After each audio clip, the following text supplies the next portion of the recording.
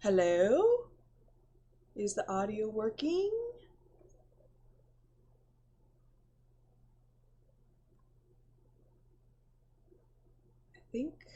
I think it is working.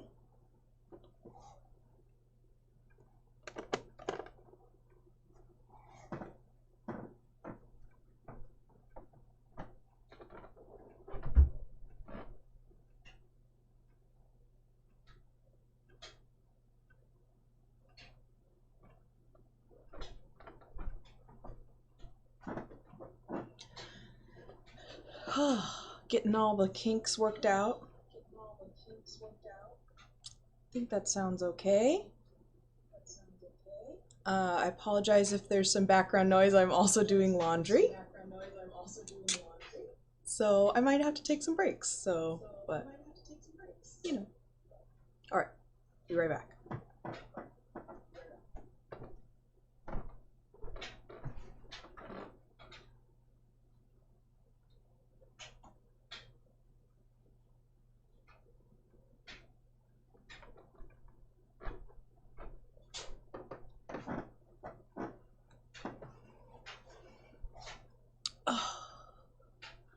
Hello, if you're watching, I'm glad you're here. I got my beer, so yeah, I'm pretty happy. Sad the sun didn't come out today yet. Well, a little bit, but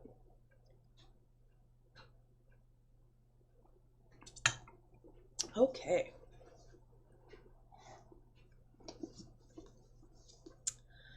Let's see about this. There's a lot to choose from. I thought a color out of space would be fun to start with. I got this edition here. Pretty cool artwork up there. I really like it. Okay. This is my first time doing this, so I'm obviously gonna be weird and nervous, but I think this will be a lot of fun. So, okay. I'm gonna scoot a little closer. Color Out of Space by H.P. Lovecraft. West of Arkham, the hills rise wild, and there are valleys with deep woods that no axe has ever cut.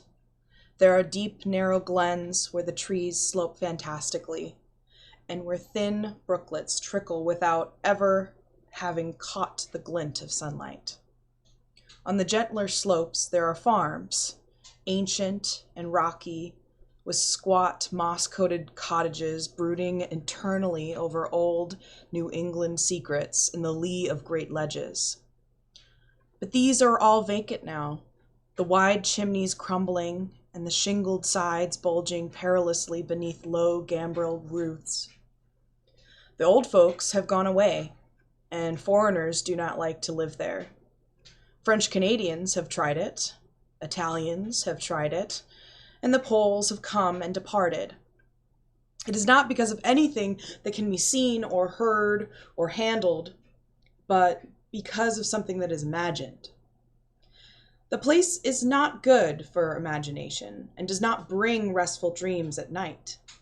It must be this which keeps the foreigners away, for old Ammi Pierce has never told them of anything he recalls from the strange days. Ammi, whose head has been a little queer for years, is the only one who still remains, or whoever talks of the strange days. And he dares to do this because his house is so near the open fields and the traveled roads around Arkham. There was once a road around over the hills and through the valleys that ran straight where the blasted heath is now. But people ceased to use it, and a new road was laid, curving far towards the south. Traces of the old one can still be found amidst the weeds of a returning wilderness, and some of them will doubtless linger even when half the hollows are flooded for the new reservoir. Then the dark woods will be cut down, and the blasted heath will slumber far below blue waters, whose surface will mirror the sky and ripple in the sun. And the secrets of the strange days will be one with the deepest secrets, one with the hidden lore of old ocean, and all the mystery of primal earth. When I went into the hills and vales to survey for the new reservoir, they told me the place was evil. They told me this is Arkham, and because this is the very old town full of witch legends, I thought the evil must be something which grandams had whispered to children through centuries. The name Blasted Heath seemed to me very odd and theatrical, and I wondered how it had come into the folklore of a Puritan people. Then I saw the dark westward tangle of glens and slopes for myself, and ceased to wonder at anything beside its own elder mystery. It was morning when I saw it, but shadow lurked always there. The trees grew too thickly, and their trunks were too big for any healthy New England wood. There was too much silence in the dim alleys between them, and the floor was too soft with the dank moss and mattings of infinite years of decay. In the open spaces, mostly along the line of the old road, there were little hillside farms, sometimes with all the buildings standing, sometimes with only one or two, and sometimes with only a lone chimney or fast-filling cellar. Weeds and briars reigned, and furtive wild things rustled in the undergrowth. Upon everything was a haze of restlessness and oppression, a touch of the unreal and the grotesque, as if some vital element of perspective or chiaroscuro were awry. I did not wonder that the foreigners would not stay, for this was no region to sleep in. It was too much like a landscape of Salvator Rosa, too much like some forbidden woodcut in a tale of terror. But even all this was not so bad as the Blasted Heath. I knew it the moment I came upon it at the bottom of a spacious valley, for no other name could fit such a thing, or any other thing fit such a name. It was as if the poet had coined the phrase from having seen this one particular region. It must, I thought as I viewed it, be the outcome of a fire. But why had nothing new ever grown over those 5 acres of gray desolation that sprawled open to the sky like a great spot eaten by acid in the woods and fields? It lay largely to the north of the ancient road line, but encroached a little on the other side. I felt an odd reluctance about approaching, and did so at last only because my business took me through it and past it. There was no vegetation of any kind on that broad expanse, but only a fine gray dust or ash, which no wind seemed ever to blow about. The trees near it were sickly and stunted, and many dead trunks stood or lay rotting at the rim. As I walked hurriedly by, I saw the tumbled bricks and stones of an old chimney and cellar on my right, and the yawning black maw of an abandoned well, whose stagnant vapors played strange tricks with the hues of the sunlight. Even the long, dark woodland climb beyond seemed welcome in contrast, and I marveled no more at the frightened whispers of Arkham people. There had been no house or ruin near. Even in the old days, the place must have been lonely and remote, and at twilight, dreading to repass that ominous spot, I walked circuitously back to the town by the curving road on the south. I vaguely wished some clouds would gather, for an odd timidity about the deep, skyey void above had crept into my soul.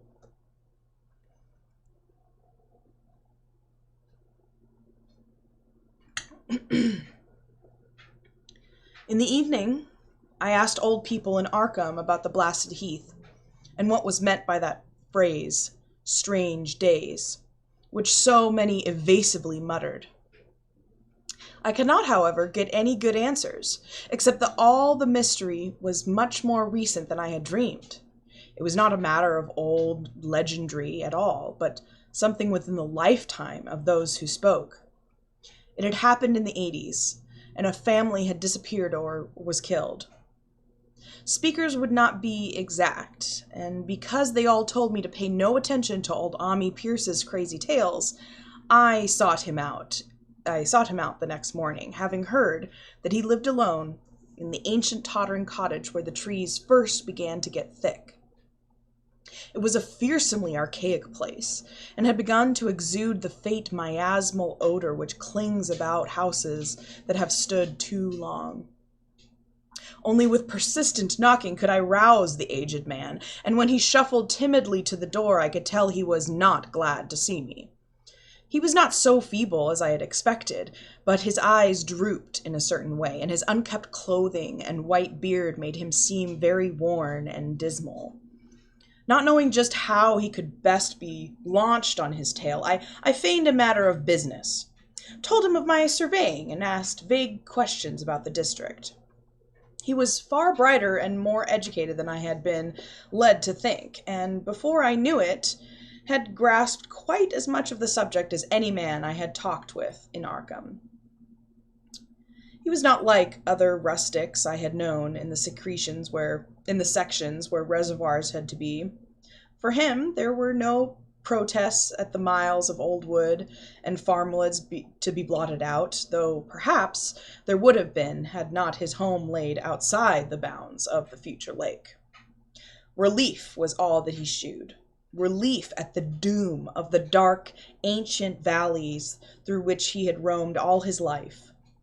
They were better under water now, better under water since the strange days, and with this opening, his husky voice sank low, while his body leaned forward, and his right forefinger began to point shakily and impressively.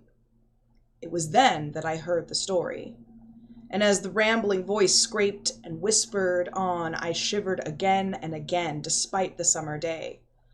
Often I had to recall the speaker from ramblings, piece out scientific points which he knew only by a fading parrot memory of professors' talk, or bridge over gaps where his sense of logic and continuity broke down.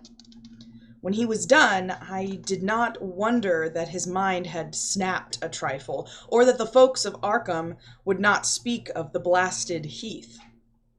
I hurried back before sunset to my hotel, unwilling to have the stars come out above me in the open, and the next day returned to Boston to give up my position. I could not go into that dim chaos of old forest and slope again, or face another time that gray, blasted heath where the black well yawned deep beside the tumbling bricks and stone. The reservoir will soon be built now, and all those elder secrets will be safe forever under watery fathoms.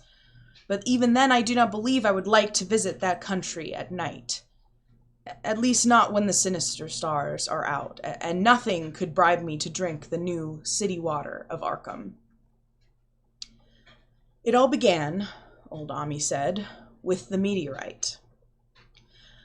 Let me just check on something, make sure we're doing okay. It looks pretty good to me, so I think I'll keep going after some beer.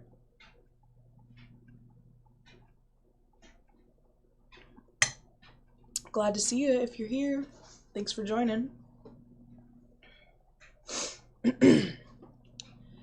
It all began, old Ami said, with the meteorite. Before that time, there had been no wild legends at all since the witch trials. And even then, these western woods were not feared half so much as the small island in the Miskatonic, where the devil held court beside a curious stone altar older than the Indians. These were not haunted woods, and their fantastic dusk was never terrible till the strange days. Then there had come that white noontide cloud, that string of explosions in the air, and that pillar of smoke from the valley far in the wood. And by night, all Arkham had heard of the great rock that fell out of the sky and bedded itself in the ground beside the well at Nahum Gardner's place. That was the house which had stood where the blasted heath was to come. The trim white Nahum Gardner house amidst its fertile gardens and orchards. Nahum had come to town to tell people about the stone, and had dropped in at Ami's place on the way. Ami was 40 then, and all the queer things were fixed very strongly in his mind.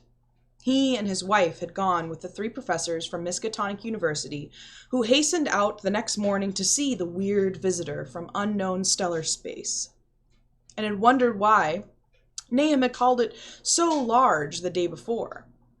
It had shrunk, Nahum said, as he pointed out the big brownish mound above the ripped earth and charred grass near the archaic well sweep in his front yard. But the wise men answered that stones do not shrink. Its heat lingered persistently, and Nahum declared it had glowed faintly in the night. The professors tried it with a geologist's hammer and found it was oddly soft. It was, in truth, so soft as to be almost plastic, and they gouged rather than chipped a specimen to take back to the college for testing. They took it in an old pail borrowed from Nahum's kitchen, for even the small piece refused to grow cool. On the trip back, they stopped at Ami's to rest and seemed thoughtful when Mrs. Pierce remarked that the fragment was growing smaller and burning the bottom of the pail. Truly, it was not large, but perhaps they had taken less than they thought. The day after that, all this was in June of '82, the professors had trooped out again in a great excitement. As they passed Ami's, they told him what queer things the specimen had done, and how it had faded wholly away when they had put it in a glass beaker. The beaker had gone too, and the wise men talked of the strange stone's affinity for silicone. It had acted quite unbelievably in that well-ordered laboratory, doing nothing at all and shooing no occluded gases when heated on charcoal, being wholly negative in the borax bead, and soon proving itself absolutely non-volatile at any producible temperature, including that of the oxyhydrogen blowpipe. On an anvil, it appeared highly malleable, and in the dark, its luminosity was very marked. Stubbornly refusing to grow cool, it had the college in a state of real excitement, and when upon heating before the spectroscope, it displayed shining bands, unlike any known colors of the normal spectrum. There was much breathless talk of new elements, bizarre optical properties, and other things which puzzled men of science are wont to say when faced with the unknown. Hot as it was, they tested it in a crucible with all the proper reagents. Water did nothing. Hydrochloric acid was the same. Nitric acid and even aqua regia merely hissed and spattered against its torrid invulnerability. Ami had difficulty in recalling all of these things, but recognized some solvents as I mentioned them in the usual order of use. There were ammonia and caustic sodas, alcohol and ether, nauseous carbon disulfide, and a dozen others. But although the weight grew steadily less as time passed, and the fragment seemed to be slightly cooling, there was no change in the solvents to show that they had attacked the substance at all. It was a metal, though beyond a doubt.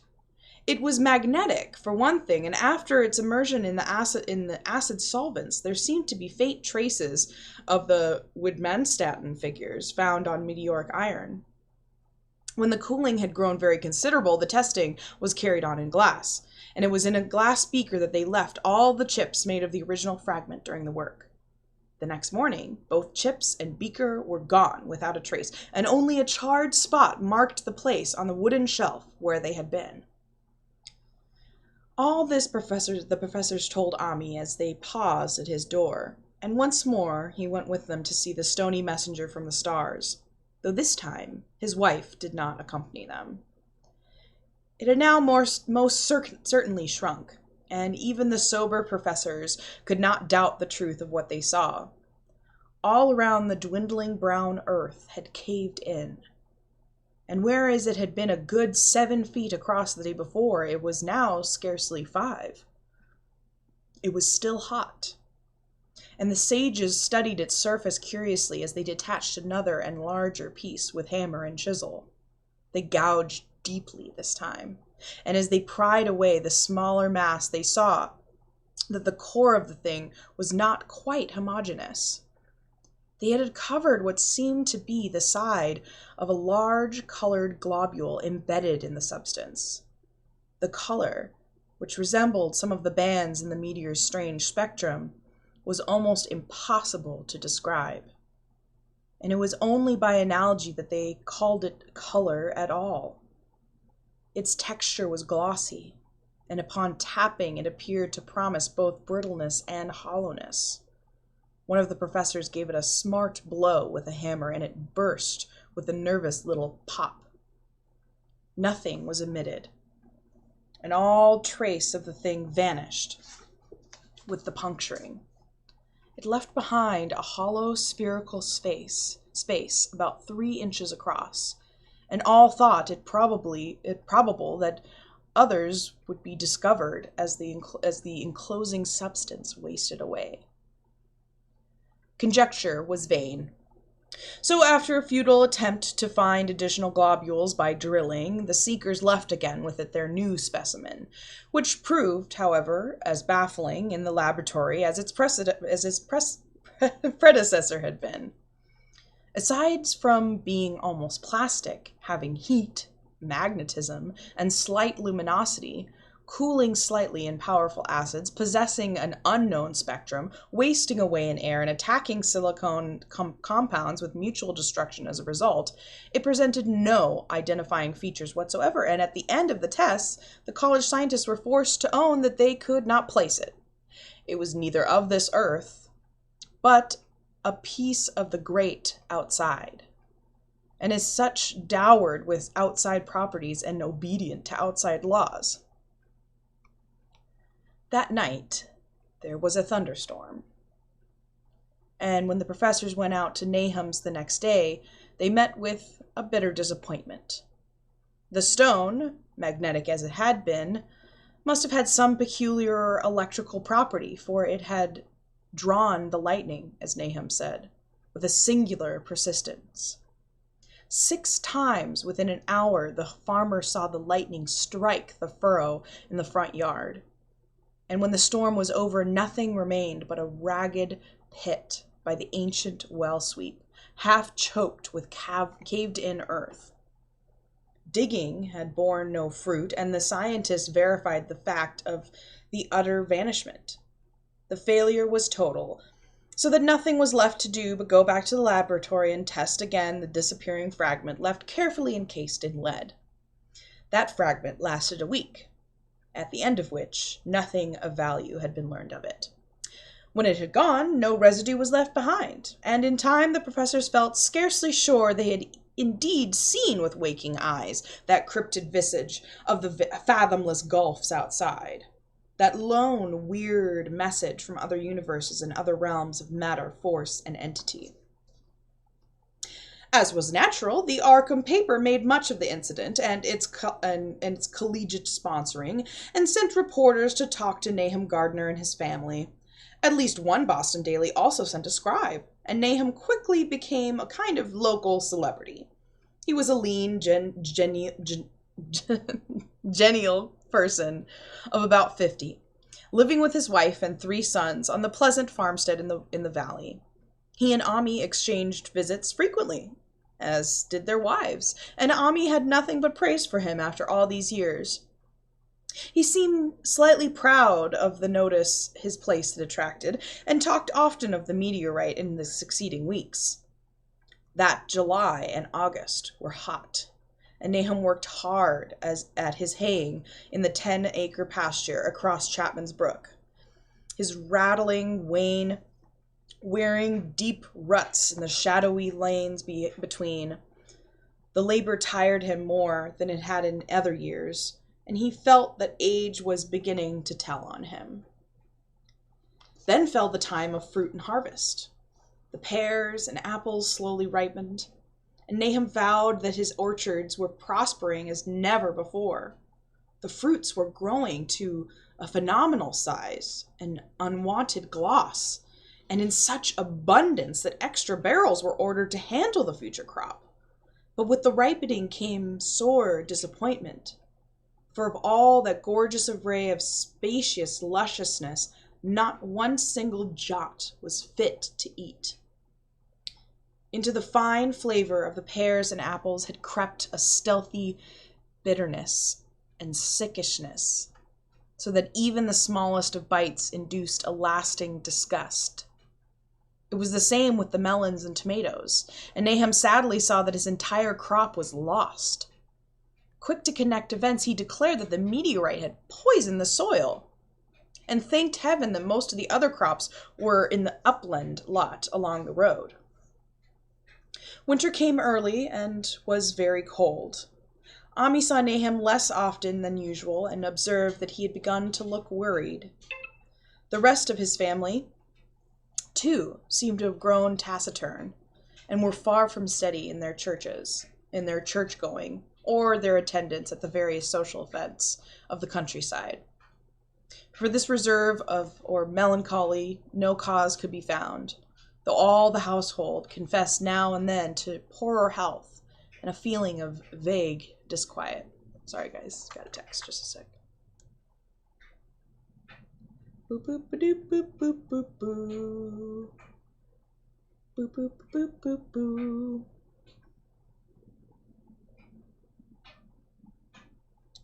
Do do do. Hope things are still sounding okay, audio-wise.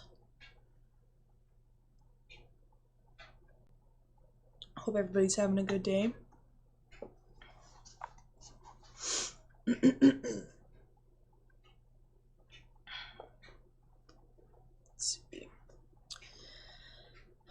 Nahum himself gave the most definite statement of anyone when he said he was disturbed about certain footprints in the snow.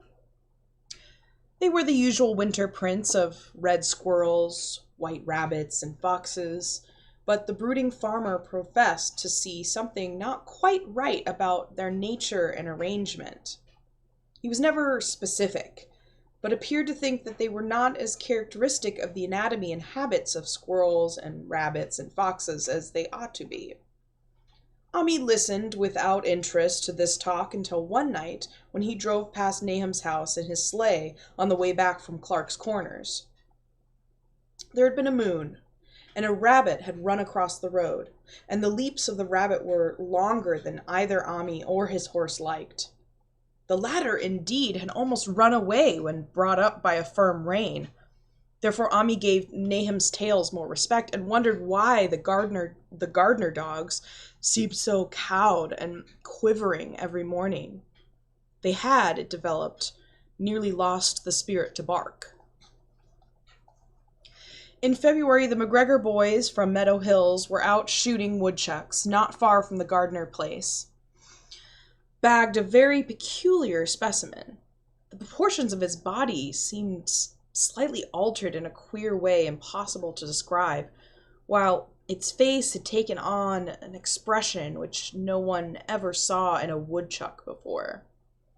The boys were genuinely frightened and threw the thing away at once, so that only their grotesque tales of it ever reached the people of the countryside. But the shying away of the horses near Ham's house had now become an acknowledged thing, and all the basis for a cycle of whispered legends was fast taking form. People vowed that the snow melted faster around Nahum's than it did anywhere else. And early in March, there was an odd discussion in Potter's General Store in Clark's Corners. Stephen Rice had driven past Gardner's in the morning and had noticed the skunk cabbages coming up through the mud by the wood across the road. Never were things of such size seen before, and they held strange colors that could not be put into words. Their shapes were monstrous, and the horse had snorted at an odor which struck Stephen as wholly unprecedented. That afternoon, several persons drove past to see the abnormal growth, and all agreed that plants of that kind ought never to sprout in a healthy world. The bad fruit of the fall before was freely mentioned, and it went from mouth to mouth that there was poison in Nahum's ground. Of course it was the meteorite, and remembering how strange the men from the college had found the stone to be, several farmers spoke about the matter to them. One day, they paid Nahum a visit, but having no love of wild tales and folklore, were very conservative in what they inferred. The plants were certainly odd, but all skunk cabbages were more or less odd in shape and odor and hue. Perhaps some mineral element from the stone had entered the soil, but it would soon be washed away. And as for the footprints and the frightened horses, of course, this was mere country talk, which such a phenomenon as the aerolite would be certain to start. There was really nothing for serious men to do in cases of wild gossip, for superstitious rustics will say and believe anything. And so all through the strange days the professors stayed away in contempt. Only one of them, when given 2 files of dust for analysis in a police job over a year and a half later, recalled that the queer color of that skunk cabbage had been very like one of the anomalous bands of light shewn by the meteor fragment in the college spectroscope, and like the brittle globule found embedded in the stone from the abyss. The samples in this analysis case gave the same odd bands at first, though later they lost the property. The trees budded prematurely around Nahum's, and at night they swayed ominously in the wind. Nahum's second son, Thaddeus, a lad of 15, swore that they swayed also when there was no wind. But even the gossips would not credit this. Certainly, however, restlessness was in the air. The entire Gardner family developed the habit of stealthy listening, though not for any sound which they could consciously name.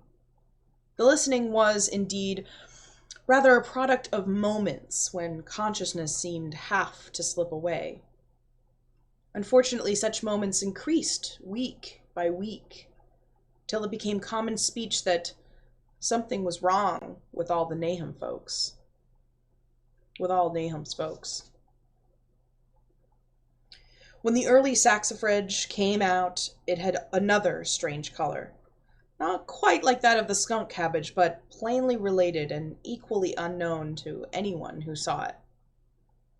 Nahum took some blossoms to Arkham and shewed them to the editor of the Gazette, but that dignitary did no more than write a humorous article about them, in which the dark fears of rustics were held up to polite ridicule. It was a mistake of Nahum's to tell a stolid city man about the way the great, overgrown, mourning cloak butterflies behaved in connection with these saxifrages. April brought a kind of madness to the country folk, and began that disuse of the road past Nahum's which led to its ultimate abandonment. It was the vegetation. All the orchard trees blossomed forth in strange colors, and through the stony soil of the yard and adjacent pasture there sprang up a bizarre growth which only a botanist could connect with the proper flora of the region. No sane, wholesome colors were anywhere to be seen except in the green grass and leafage, but everywhere those hectic and prismatic variants of some diseased underlying primary tone without a place among the known tints of earth. The Dutchman's breeches became a thing of sinister menace, and the blood roots grew insolent in their chromatic perversion. Ami and the gardeners thought that most of the colors had a sort of haunting familiarity, and decided that they reminded one of the brittle globule in the meteor. Nahum plowed and sowed the 10-acre pasture and the upland lot, but did nothing with the land around the house. He knew it would be of no use, and hoped that the summer's strange growths would draw all the poison from the soil. He had prepared for almost anything now, and had grown used to the sense of something near him, waiting to be heard. The shunning of his house by neighbors told on him, of course, but it told on his wife more. The boys were better off being at school each day, but they could not help being frightened by the gossip. Thaddeus, an especially sensitive youth, suffered the most. In May, the insects came, and Nahum's place became a nightmare of buzzing and crawling. Most of the creatures seemed not quite usual in their aspects and motions, and their nocturnal habits contradicted all former experience. The gardeners took to watching at night. watching in all directions at random for something they could not tell what. It was then that they all owned that Thaddeus had been right about the trees. Mrs. Gardner was the next to see it from the window as she watched the swollen boughs of a maple against a moonlight sky. The boughs surely moved, and there was no wind. It must be the sap.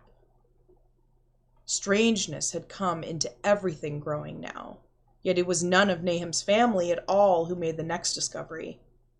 Familiarity had dulled them, and what they could not see was glimpsed by a timid woodmill salesman from Bolton who drove by one night in ignorance of the country legends. What he told in Arkham was given a short paragraph in the Gazette, and it was there that all the farmers, Nahum included, saw it first. The night had been dark, and the buggy lamps faint, but around a farm in the valley, which everyone knew from the account must be Nahum's, the darkness had been less thick. A dim, though distinct luminosity seemed to inhere in all the vegetation, grass, leaves, and blossoms alike, while at one moment a detached piece of the phosphorescence appeared to stir furtively in the yard near the barn. The grass had so far seemed untouched, and the cows were freely pastured in the lot near the house, but towards the end of May the milk began to be bad. Then Nahum had the cows driven to the uplands, after which the trouble ceased. Not long after this, the change in grass and leaves became apparent to the eye. All the verdure were going gray, and was developing a highly singular quality of brittleness. Ami was now the only person who ever visited the place, and his visits were becoming fewer and fewer. When school closed, the Gardners were virtually cut off from the world, and sometimes let Ami do their errands in town. They were failing curiously, both physically and mentally, and no one was surprised when the news of Mrs. Gardner's madness stole around. It appeared in June, about the anniversary of the meteor's fall, and the poor woman screamed about things in the air which she could not describe. In her ravings there was not a single specific noun, but only verbs and pronouns. Things moved and changed and fluttered, and ears tingled to impulses which were not wholly sounds. Something was taken away, and she was being drained of something. Something was fastening itself on her that ought not to be. Someone must make it keep off. Nothing was ever still in the night. The walls and the windows shifted. Nahum did not send her to the country asylum, but let her wander about the house as long as she was harmless to herself and others. Even when her expression changed, he did nothing. But when the boys grew afraid of her, and Thaddeus nearly fainted at the way she made faces at him, he decided to keep her locked up in the attic. By July, she had ceased to speak, and crawled on all fours. And before that month was over, Nahum got the mad notion that she was slightly luminous in the dark, as he now clearly saw was the case with the nearby vegetation. It was a little before this that the horses had stampeded. Something had roused them in the night, and their neighing and kicking in the stall had been terrible.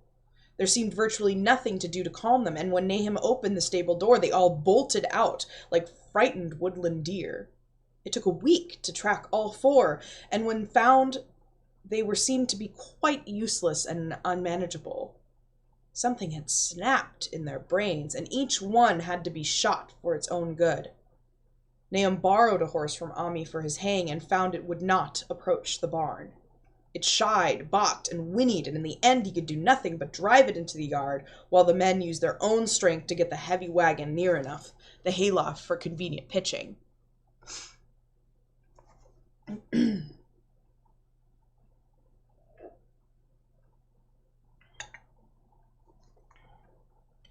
And all the while the vegetation was turning gray and brittle.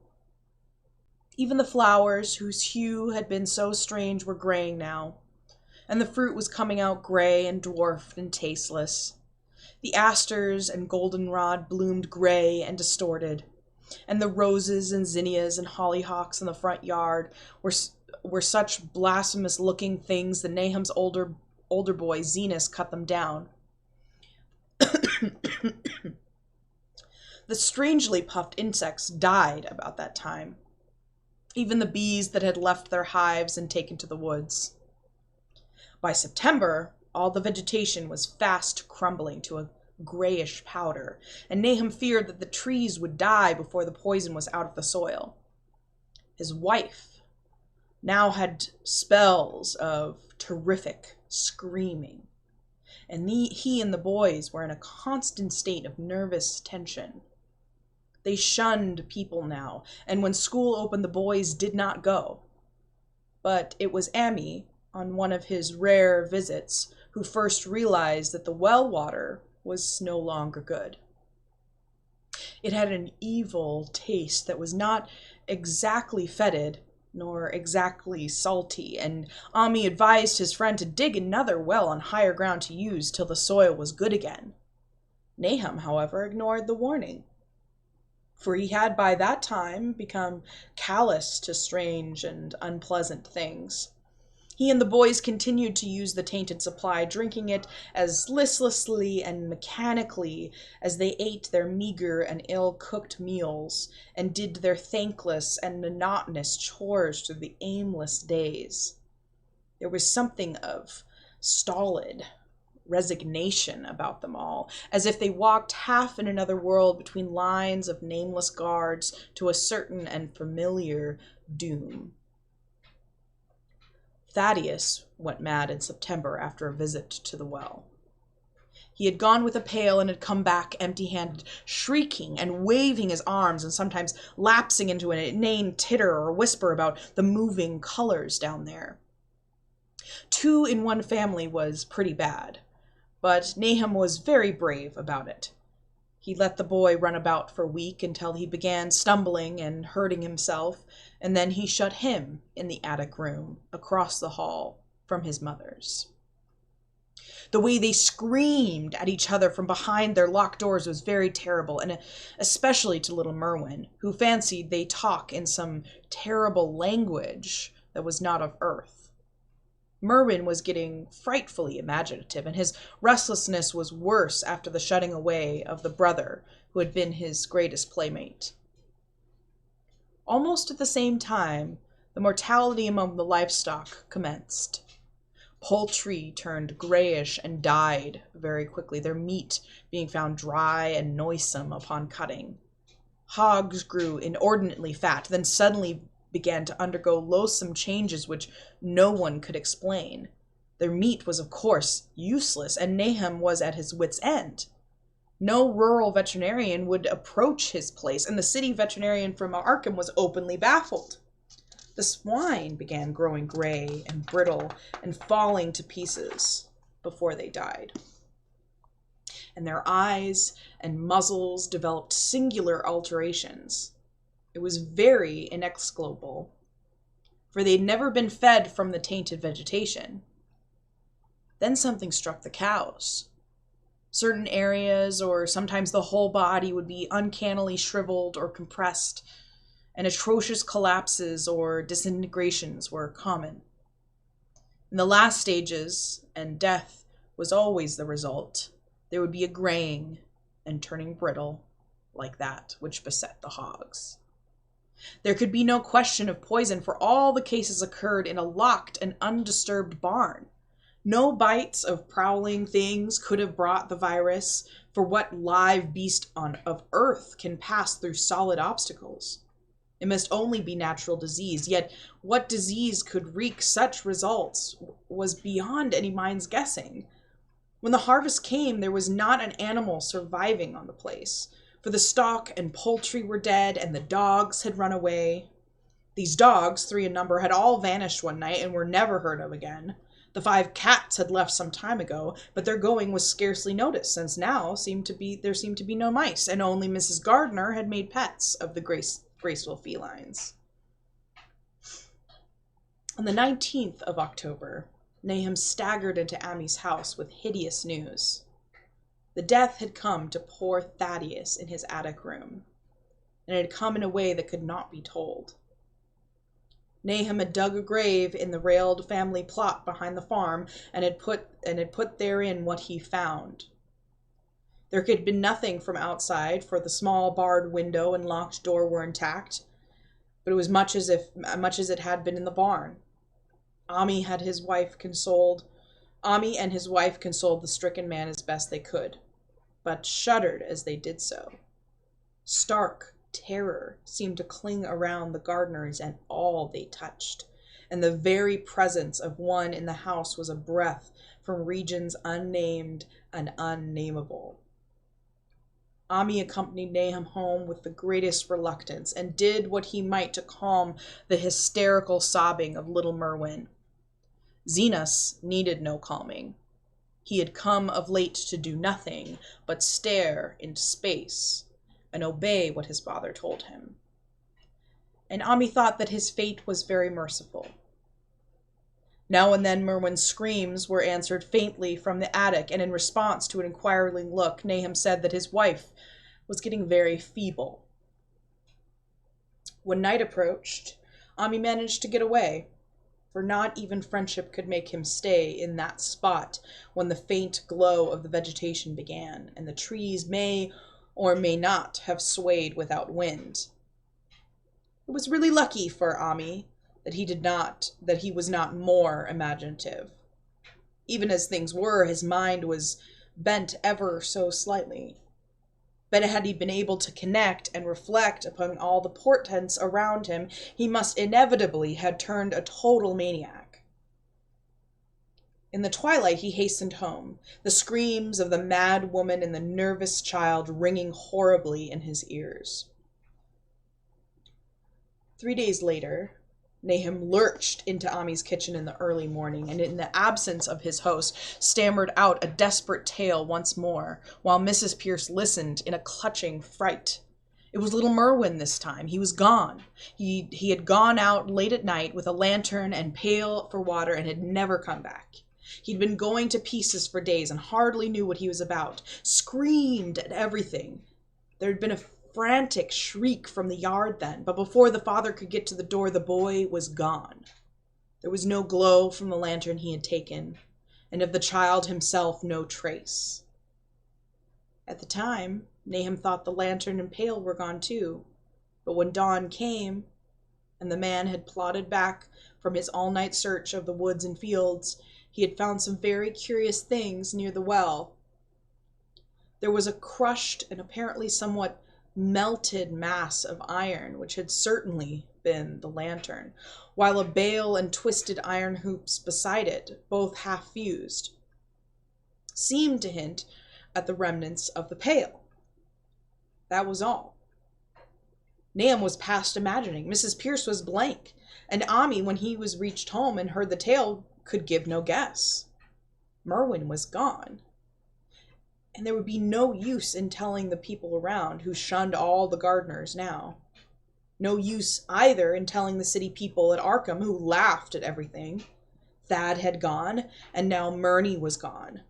Something was creeping and waiting to be seen and felt and heard.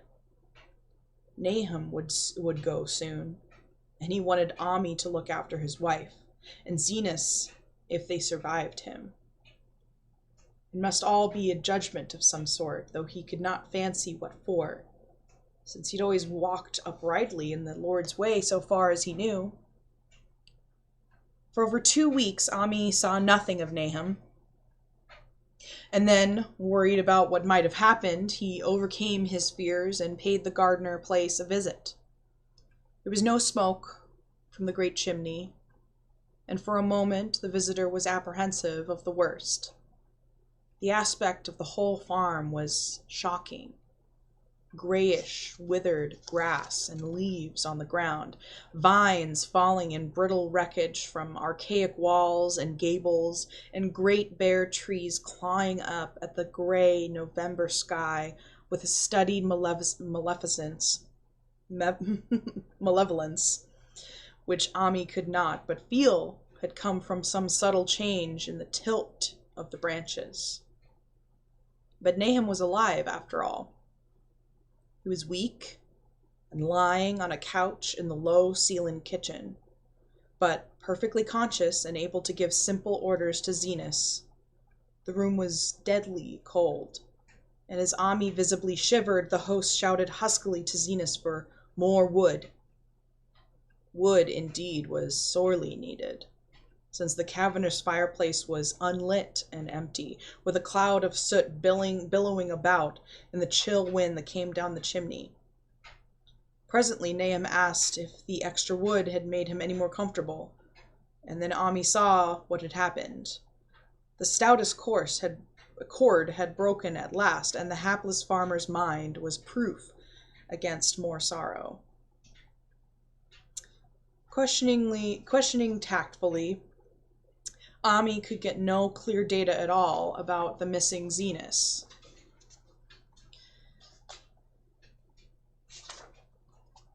In the well. He lives in the well, was all that the clouded father would say. Then there flashed across the visitor's mind a sudden thought of the mad wife, and he changed his line of inquiry. Nabby? Why, here she is, was the surprised response of poor Nahum, and Ami soon saw that he must search for himself. Leaving the harmless babbler on the couch, he took the keys from their nail beside the door and climbed the creaking stairs to the attic. It was very close and noisome up there, and no sound could be heard from any direction. Of the 4 doors in sight, only one was locked, and on this he tried various keys on the ring he had taken. The 3rd key proved the right one, and after some fumbling, Ami threw open the low white door. It was quite dark inside, for the window was small and half obscured by the crude wooden bars, and Ami could see nothing at all on the wide planked floor. The stench was beyond enduring, and before proceeding further, he had to retreat to another room and return with his lungs filled with breathable air. When he did enter, he saw something dark in the corner, and upon seeing it more clearly, he screamed outright. While he screamed, he thought a momentary cloud eclipsed the window, and a second later he felt himself brushed as if by some hateful current of vapor. Strange colors danced before his eyes, and had not a present horror numbed him, he would have thought of the globule in the meteor that the geologist's hammer had shattered, and of the morbid vegetation that had sprouted in the spring. As it was, he thought only of the blasphemous monstrosity which confronted him, and which all too clearly had shared the nameless fate of young Thaddeus and the livestock. But the terrible thing about this horror was that it very slowly and perceptibly moved as it continued to crumble. Ami would give no added particulars to this scene, but the shape in the corner did not reappear in his tale as a moving object. There are things which cannot be mentioned, and what is done in common humanity is sometimes cruelly judged by the law. I gather that no moving thing was left in that attic room, and that to leave anything capable of motion, there would have been a deed so monstrous as to damn any accountable being to eternal torment. Anyone but a stolid farmer would have fainted or gone mad, but Ami walked conscious through that low doorway and locked the accursed secret behind him. There would be Nahum to deal with now. He must be fed and tended and removed to some place where he could be cared for. Commencing his descent of the dark stairs, Ami heard a thud below him. He even thought a scream had been suddenly choked off, and recalled nervously the clammy vapor which had brushed by him in that frightful room above. What presence had his cry and entry startled up? Haltered by some vague fear, he heard still further sounds below. Indubitably there was a sort of heavy dragging, and a most detestable sticky noise, as of some fiendish and unclean species of suction. With an associative sense goaded to feverish heights, he thought uncountably of what he had seen upstairs. Good God! What eldritch dream world was this into which he had blundered? He dared move neither backwards nor forwards, but stood there trembling at the black curve of the boxed-in staircase.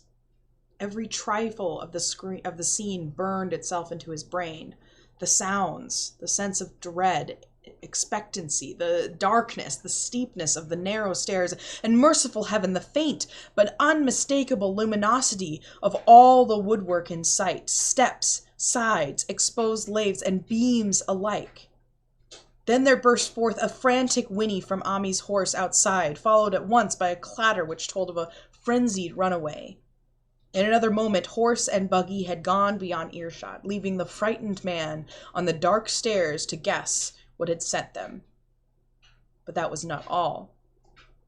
There had been another sound out there, a sort of liquid splash, water. It must have been the well. He had left Hero untied near it, and a buggy wheel must have brushed the coping and knocked in a stone. And still the pale phosphorescence glowed in that detestably ancient woodwork. God!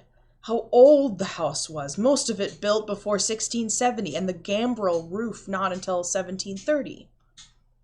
A feeble scratching on the floor downstairs now sounded distinctly, and Amy's grip tightened on the heavy stick he had picked up in the attic for some purpose. Slowly nerving himself, he finished his descent and walked boldly towards the kitchen, but he did not complete the walk, because what he sought was no longer there. It had come to meet him, and it was still alive after a fashion. Whether it had crawled or whether it had been dragged by an internal force, Ami could not say, but the death had been at it. Everything had happened in the last half hour, but collapse, graying, and disintegration were already far advanced. There was a horrible brittleness, and dry fragments were scaling off. Ami could not touch it, but looked horrifiedly into the distorted parody that had been a face. "What was it, Nahum? What was it?" he whispered, and the cleft, bulging lips were just able to crack out a final answer. "Nothing. Nothing. The color. It burns, cold and wet. But it burns. It lived in the well. I seen it. A kind of smoke. Just like the flowers last spring. The well shone at night. Thad and Murney and Zenas. Everything alive. Sucking the life out of everything. In that stone. It must have come in that stone. Pizened the whole place. Don't know what it was. That round thing that men from the college dug out of the stone, they smashed it. It was that same color, just the same, like the flowers and plants. Must have been more of them. Seeds. They grewed. I seen him in the first time this week. Must have got strong on Zenas. He was a big boy. Full of life. It beats down your mind and then gets you, burns you up in the well water. He was right about that. Okay, Google, stop. Evil water. Zenas never came back from the well. Can't get away, draws you. You know something's coming, but 'tain't no use. I seen it time and again since Zenas was took. Where's Nabby, Ami? My head's no good. Don't know how long since I fed her. I'll get her if we ain't cheerful, just a color. Her face is getting to have that color sometimes towards night, and it burns and sucks. Comes from some place where things ain't as they is here. One of the professors says, so he was right. Look out, Amy. It'll do something more. Suck the life out. But that was all. That which spoke could speak no more because it had completely caved in. Ami led a red checkered tablecloth over what was left and reeled back the back door into the fields. He climbed the slope to the 10-acre pasture and stumbled home by the north road in the woods. He could not pass that well from which his horse had run away. He had looked at it through the window and had seen that no stone was missing from the rim. Then the lurching buggy had not dislodged anything after that. The splash had been something else, something which went into the well after it had done with poor Nahum. When Nami reached his house, the horse and buggy had arrived before him and thrown his wife into a fit of anxiety. Reassuring her without explanation, he set out at once to Arkham and notified the authorities that the Garter family was no more. He indulged in no details, but merely told of the deaths of Nahum and Nabby, that of Thaddeus already being known, and mentioned that the cause seemed to be some strange ailment that had killed the livestock. He'd also stated that Merwin and Zenas had disappeared. There was considerable questioning at the police station, and in the end, Ami was compelled to take 3 officers to the gardener's farm together, with the coroner and the medical examiner and the veterinarian who had treated the diseased animals.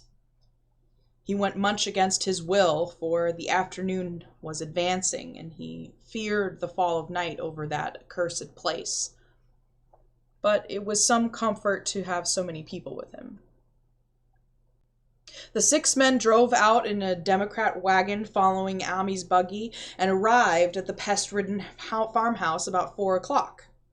Used as the officers were to gruesome experiences, not one remained unmoved at what was found in the attic and under the red checkered tablecloth on the floor below.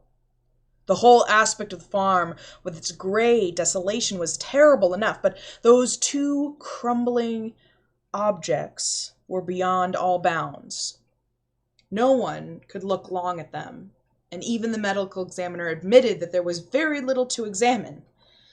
Specimens could be analyzed, of course, so he busied himself in obtaining them, and here it develops that a very puzzling aftermath occurred at the college laboratory, where the 2 vials of dust were finally taken. Under the spectroscope, both samples gave off an unknown spectrum, in which many of the baffling bands were precisely like those which the strange meteor had yielded in the previous year. The property of emitting the spectrum vanished in a month, and dust, therefore, consisting mainly of alkaline phosphates and carbonates. Ami would not have told the men about the well if he had thought they meant to do anything then and there. It was getting towards sunset, and he was anxious to be away, but he could not help glancing nervously at the stony curb by the great sweep, and when a detective questioned him, he admitted that Nahum had feared something down there. So much so that he had never even thought of searching it for Merwin or Zenas. After that, nothing would do but that they empty and explore the well immediately. So Ami had to wait, trembling, while pail after pail of rank water was hauled up and splashed on the soaking ground outside. The men sniffed in disgust at the fluid, and towards the last held their noses against the fetor they were uncovering. It was not so long a job as they had feared it would be, since the water was phenomenally low. There was no need to speak too exactly of what they found. Merwin and Zenas were both there, in part, though the vestiges were mainly skeletal. There was also a small deer and a large dog in about the same state, and a number of bones of smaller animals. The ooze and slime at the bottom seemed inexplicably porous and bubbling. And a man who descended on handholds with a long pole found that he could sink the wooden shaft in any depth in the mud of the floor without meeting any solid obstruction. Twilight had fallen, and lanterns were brought from the house. Then, when it seemed that nothing further could be gained from the well, everyone went indoors and conferred in the ancient sitting room, while the intermittent light of a spectral half-moon played wanly on the gray desolation outside. The men were frankly nonplussed by the entire case, and could find no convincing common element to link the strange vegetable conditions, the unknown disease of livestock and humans, and the unaccountable deaths of Merwin and Zenas in the tainted well. They had heard the common country talk, it is true, but could not believe that anything contrary to natural law had occurred. No doubt the meteor had poisoned the soil. But the illness of persons and animals who had eaten nothing grown in that soil was another matter. Was it the well water? Very possibly. It might be a good idea to analyze it, but what peculiar madness could have made both boys jump into the well? Their deeds were so similar, and the fragments shewed that they had both suffered from the gray, brittle death. Why was everything so gray and brittle? It was the coroner, seated near a window overlooking the yard, who first noticed the glow about the well. Night had fully set in, and all the abhorrent grounds seemed faintly luminous, with more than the fitful moonbeams.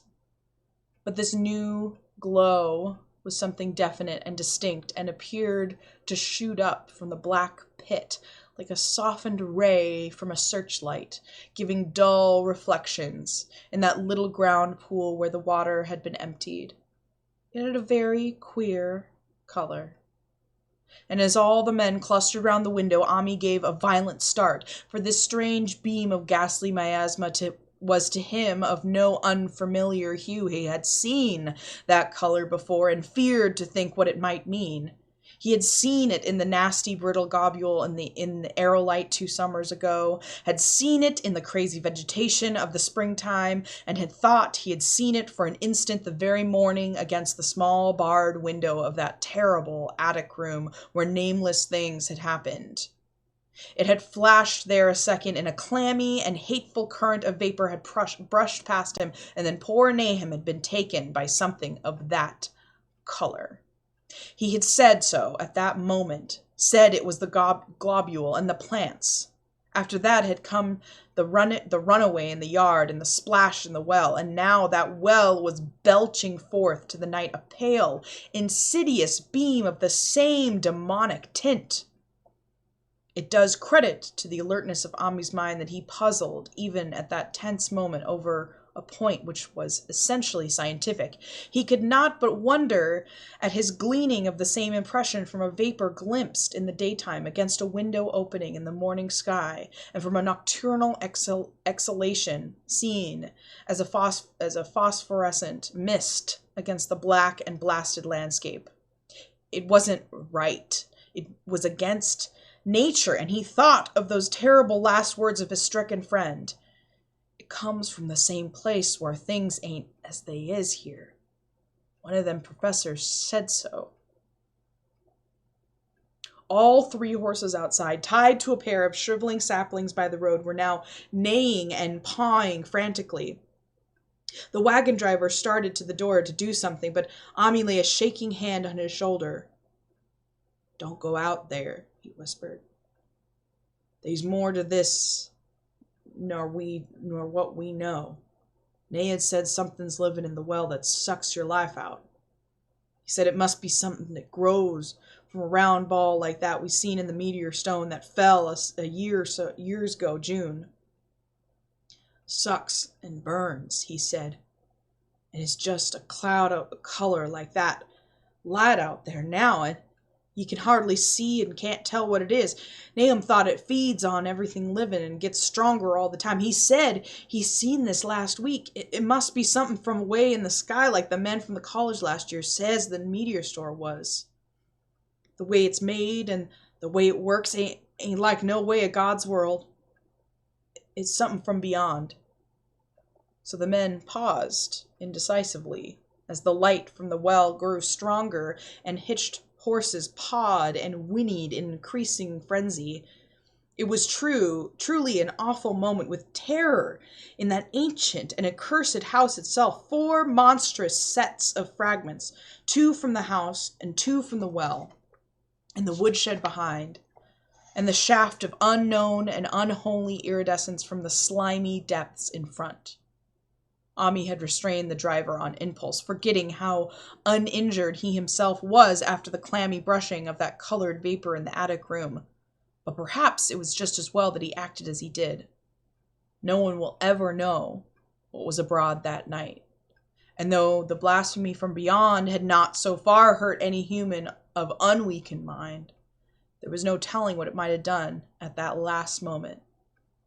And with its seemingly increased strength and the special sign of purpose it was soon to display beneath the half-clouded moonlight sky. All at once, one of the detectives at the window gave a short, sharp gasp. The others looked at him, and then quickly followed his own gaze upward to the point at which its idle straying had been suddenly arrested.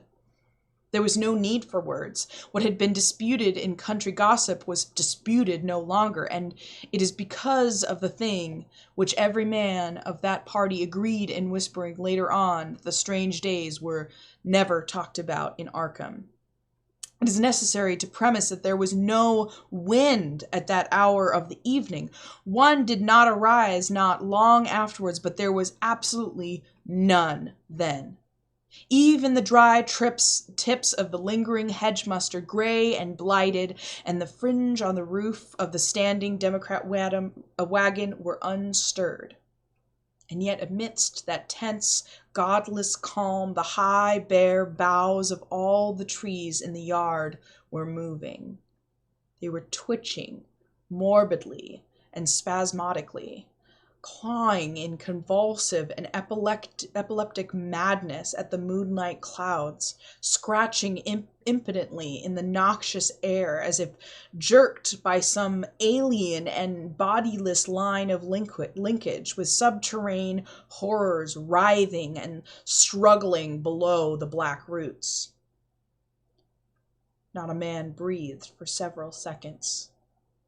Then a cloud of darker depth passed over the moon, and the silhouette of clutching branches faded out momentarily. At this there was a general cry, muffled with awe, but husky and almost identical from every throat, for the terror had not faded with the silhouette, and in a fearsome instant of deeper darkness the watchers saw wriggling at that treetop height 1,000 tiny points of faint and unhallowed radiance, tipping each bough like the fire of St. Elmo's or the flames that came down on the apostles' heads at Pentecost. It was a monstrous constellation of unnatural light, like a gutted swarm of corpse-fed fireflies dancing hellish sarabands over an accursed march, and its color was that same nameless intrusion which Ami had come to recognize and dread. All the while, the shaft of phosphorescence from the well was getting brighter and brighter, bringing to the minds of the huddled men a sense of doom and abnormality which far outraced any image their conscious mind could form. It was no longer shining out, it was pouring out. And as the shapeless stream of unplaceable color left the well, it seemed to flow directly into the sky. The veterinarian shivered and walked to the front door to drop a heavy extra bar across it. Ami shook no less and had to tug and point for lack of controllable voice when he wished to draw notice to the growing luminescence of the trees. The neighing and stamping of the horses had become utterly frightful. But not a soul of that group in the old house would have ventured forth for any earthly reward. With the moments, the shining of the trees increased, while their restless branches seemed to strain more and more toward verticality. The wood of the well sweep was shining now, and presently a policeman dumbly pointed to some wooden sheds and beehives near the stone wall on the west. They were commencing to shine too, though the tethered vehicle of the visitors seemed so far unaffected. Then there was a wild commotion and clopping on the road, and as Ami quenched the lamp for better seeing, they realized that the span of frantic grays had broke their saplings and run off with the Democratic wagon. The shock served to loosen several tongues, and embarrassed whispers were exchanged. "It spreads on everything organic that's been around here," muttered the medical examiner. No one replied. But the men who had been in the well gave a hint that this long pole must be stirred up something intangible.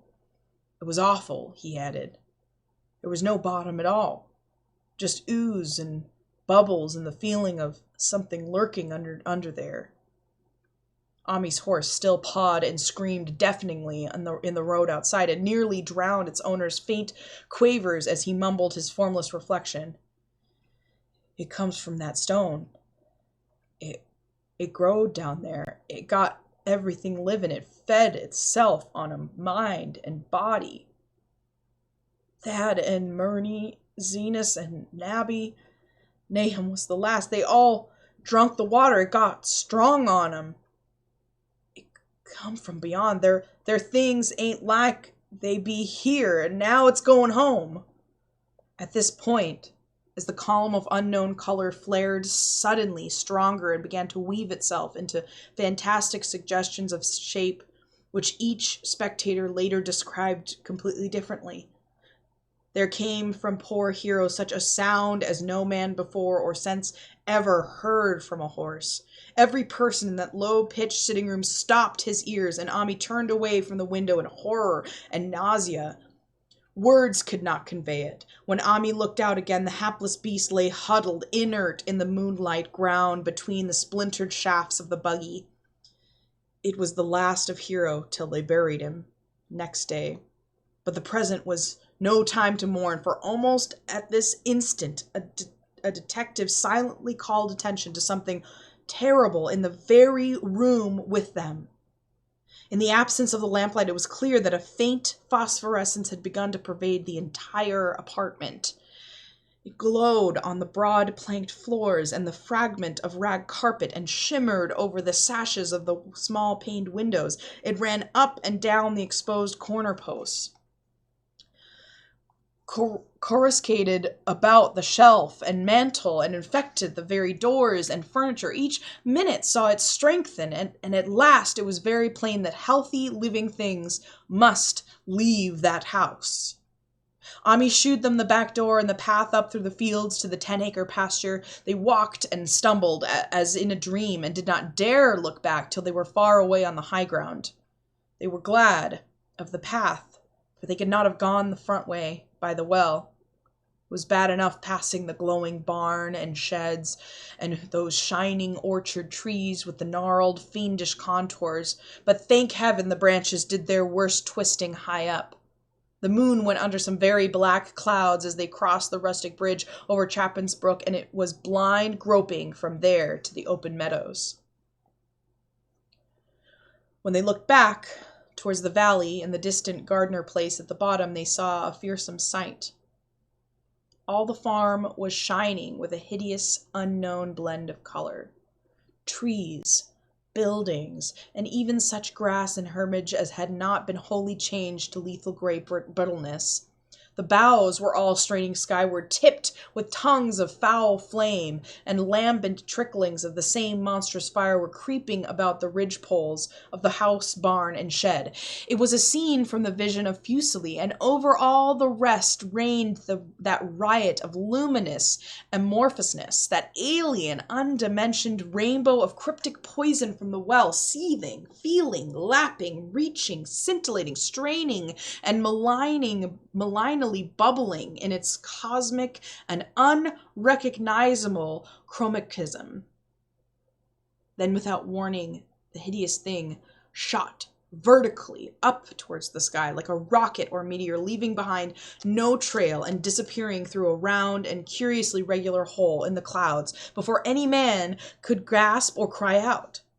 No watcher can ever forget that sight, and Ami stared blankly at the stars of Cygnus, Deneb, twinkling above the others, where the unknown color had melted into the Milky Way. But his gaze was the next moment called swiftly to earth, by the crackling in the valley. It was just that. Only a wooden ripping and crackling, not an explosion, as so many of the party vowed. Yet the outcome was the same, for in one feverish, kaleidoscopic instant there burst up from that doom and accursed farm a gleamingly eruptive cataclysm of unnatural sparks and substance, blurring the glance of the few who saw it, and sending forth to the zenith a bombarding cloudburst of such colored and fantastic fragments as our universe must need disown. Through quickly reclosing vapors, they followed the great morbidity that had vanished, and in another second they had vanished too. Behind and below was only a darkness to which the men dared not return, and all about was a mounting wind which seemed to sweep down in black frore gusts from interstellar space. It shrieked and howled and lashed the fields and distorted woods in a mad cosmic frenzy, till soon the trembling party realized it would be no use waiting for the moon to shew what was left down there at Nahum's. Too awed even to hint theories, the 7 shaking men trudged back towards Arkham by the North Road. Ami was worse than his fellows, and begged them to see him inside his own kitchen instead of keeping straight on to town. He did not wish to cross the nighted, wind-whipped woods alone to his house on the main road, for he had had an added shock that the others were spared, and was crushed forever with a brooding fear he dared not even mention for many years to come. As the rest of the watchers on that tempestuous hill had stolidly set their faces towards the road, Ami had looked back an instant at the shadowed valley of desolation so lately sheltered his ill-starred friend, and from that stricken, faraway spot he had seen something feebly rise, only to sink down again upon the place from which the great shapeless horror had shot into the sky. It was just a color, but not any color of our earth or heavens. And because Ami recognized that color and knew that this last faint remnants must still lurk down there in the well, he had never been quite right since. Ami would never go near the place again. It was over half a century now since the horror happened, but he had never been there and will be glad when the new reservoir blots it out.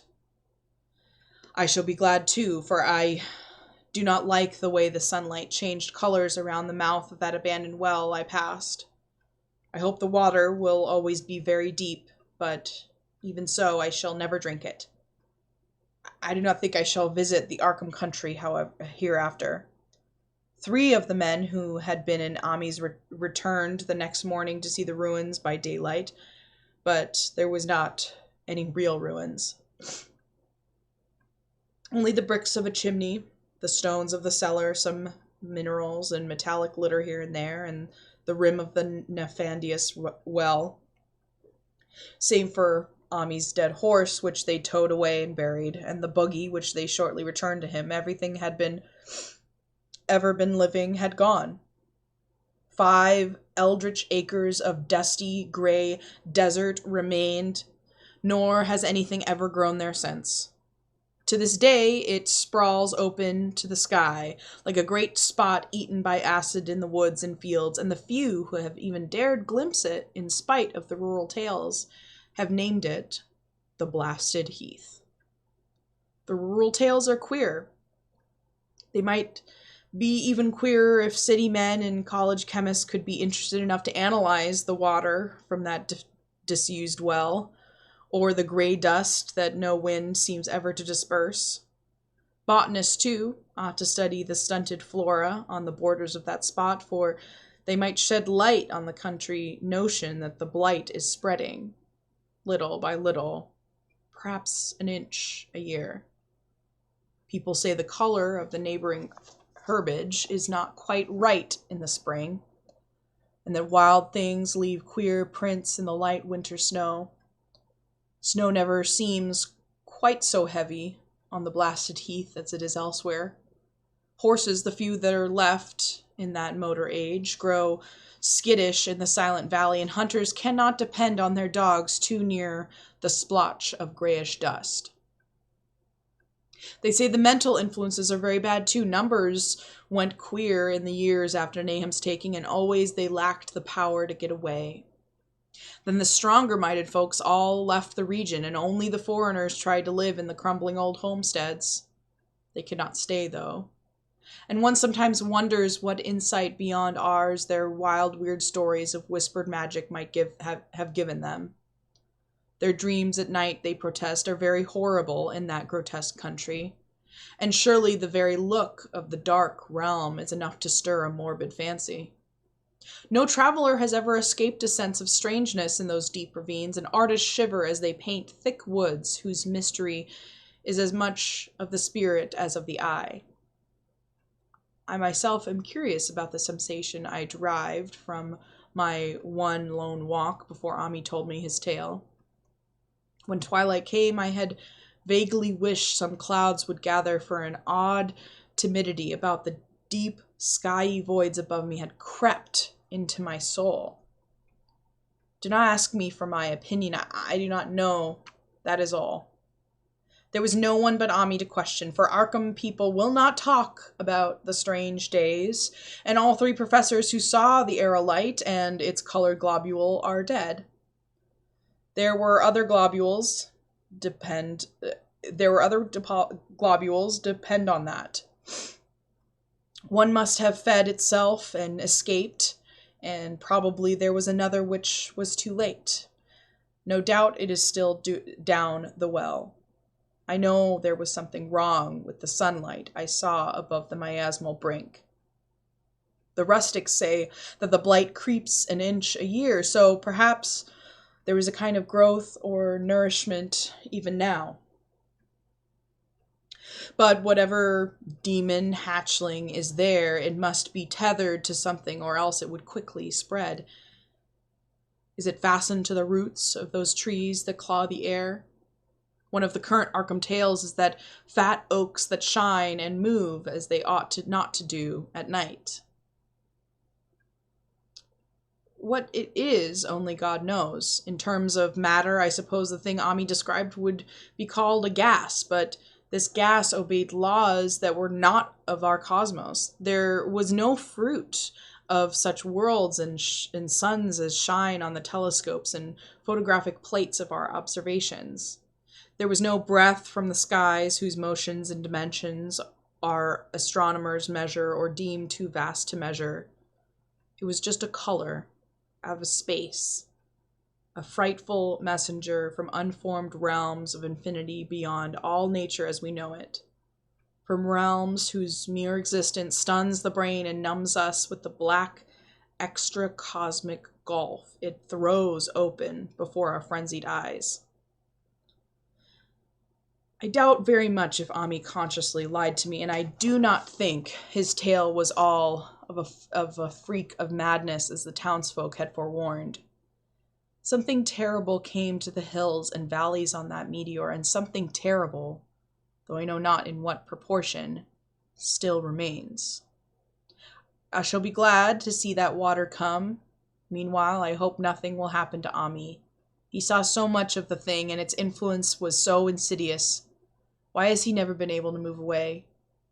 How clearly he recalled those dying words of Nahum's. Can't get away. Drowsy. He knows something's coming, but 'tain't no use. Ami is such a good old man. When the reservoir gang gets to work, I must write the chief engineer to keep a sharp watch on him. I would hate to think of him as the gray, twisted, brittle monstrosity which persists more and more in troubling my sleep. All right. First story down. What do y'all think? Just one of you right now. I'm going to take a short break and change over some laundry, get a drink, get a stretch, and yeah, I'll be back in just a little bit.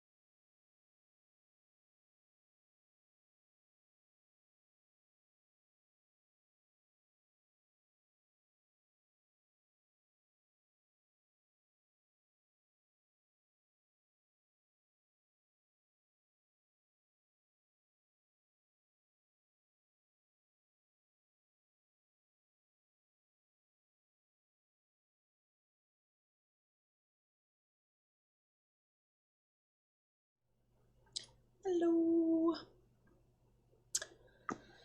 So, trying to decide what to read next.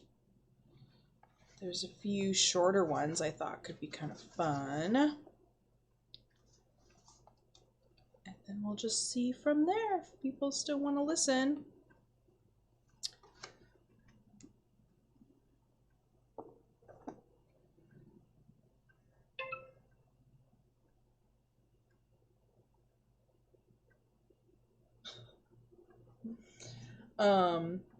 The next story is a separate story. It won't be a continuation. There's some stories of his that sort of connect, but a lot of them are just kind of their own thing. So let's find one of the ones I like here.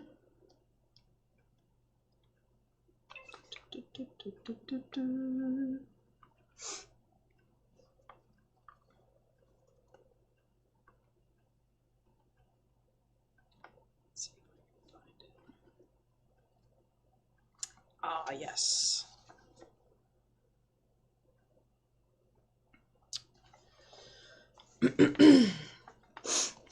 This one is called The Cats of Ulthar.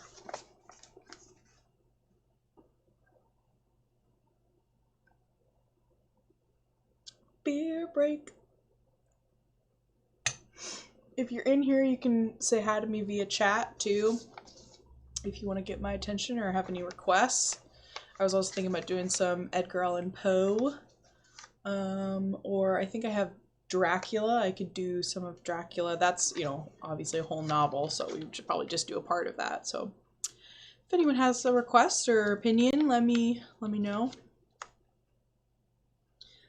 This is The Cats of Ulthar. It is said that in Ulthar, which lies beyond this river sky, no man may kill a cat.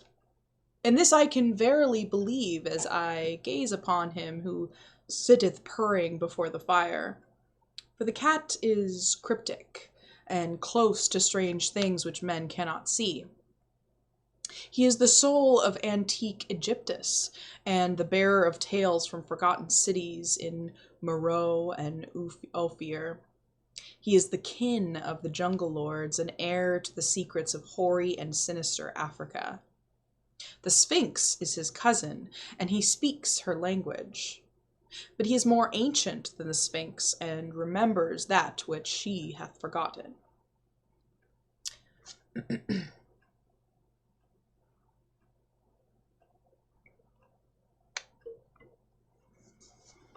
In Ulthar, before ever the burgesses forbade the killing of cats, there dwelt an old cotter and his wife, who delighted to trap and slay the cats of their neighbors. Why they did this I knew not, save that many hate the voice of the cat in the night, and take it ill that cats should run stealthily about the yards and gardens at twilight. For whatever reason, this old man and woman took pleasure in trapping and slaying every cat which came near to their hovel. And from some of the sounds heard after dark, many villagers fancied that the manner of slaying was exceedingly peculiar. But the villagers did not discuss such things with the old man and his wife because of the habitual expression on the withered faces of the two, and because their cottage was so small and so darkly hidden under spreading oaks at the back of a neglected yard. In truth, much as the owners of cats hated these odd folks, they feared them more. And instead of berating them as brutal assassins, merely took care that no cherished pet or mouser should stray towards the remote hovel under the dark trees. When through some unavoidable oversight a cat was missed and sounds heard after dark, the loser would lament impotently, or console himself by thanking fate that it was not one of his children who had thus vanished. For the people of Ulthar were simple, and knew not whence it is all cats first came. One day, a caravan of strange wanderers from the south entered the narrow, cobbled streets of Ulthar. Dark wanderers they were, and unlike the other roving folk who passed through the village twice every year, in the marketplace they told fortunes for silver and brought gay beads from merchants. What was the land of these wanderers none could tell, but it was seen that they were given to strange prayers, and that they had painted on the sides of their wagons strange figures with human bodies and the heads of cats, hawks, rams, and lions, and the leader of the caravan wore a headdress with 2 horns and a curious disc betwixt the horns. There was, in this singular caravan, a little boy, with no father or mother, but only a tiny black kitten to cherish. The plague had not been kind to him, yet had left him with this small furry thing to mitigate his sorrows. And when one is very young, one can find great relief in the lively antics of a black kitten. So the boy, whom the dark people called Menace, smiled more often than he wept as he sat playing with his graceful kitten on the steps of the oddly painted wagon. On the 3rd morning of the wanderer's stay in Ulthar, Menace could not find his kitten. And as he sobbed aloud in the marketplace, certain villagers told him of the old man and his wife, and of sounds heard in the night. And when he heard these things, his sobbing gave place to meditation, and finally to prayer. He stretched out his arms toward the sun and prayed in a tongue no villager could understand, though indeed the villagers did not try very hard to understand, since their attention was mostly taken up by the sky and the odd shapes the clouds were assuming. It was very peculiar, but as the little boy uttered his petition, there seemed to form overhead the shadowy, nebulous figures of exotic things, of hybrid creatures crowned with horn-flanked discs. Nature is full of such illusions to impress the imaginative. That night the wanderers left Ulthar and were never seen again, and the householders were troubled when they noticed that in all the village there was not a cat to be found. For each hearth the familiar cat had vanished. Cats, large and small, black, gray, striped, yellow, and white. Old Crannon, the burgomaster, swore that the dark folk had taken the cats away in revenge for the killing of Menace's kitten, and cursed the caravan and the little boy. But Nith, the lean notary, declared that the old cotter and his wife were more likely person to suspect, for their hatred of cats was notorious and increasingly bold. Still, no one durst complain to the sinister couple, even when little Atel, the innkeeper's son, vowed that he had at twilight seen all the cats of Ulthar in that accursed yard under the trees, pacing very slowly and solemnly in a circle around the cottage, 2 abreast, as if in performance of some unheard of rite of beasts. The villagers did not know how much to believe from so small a boy, and though they feared that the evil pair had charmed the cats to their deaths, they preferred not to chide the old cotter till they met him outside his dark and repellent yard.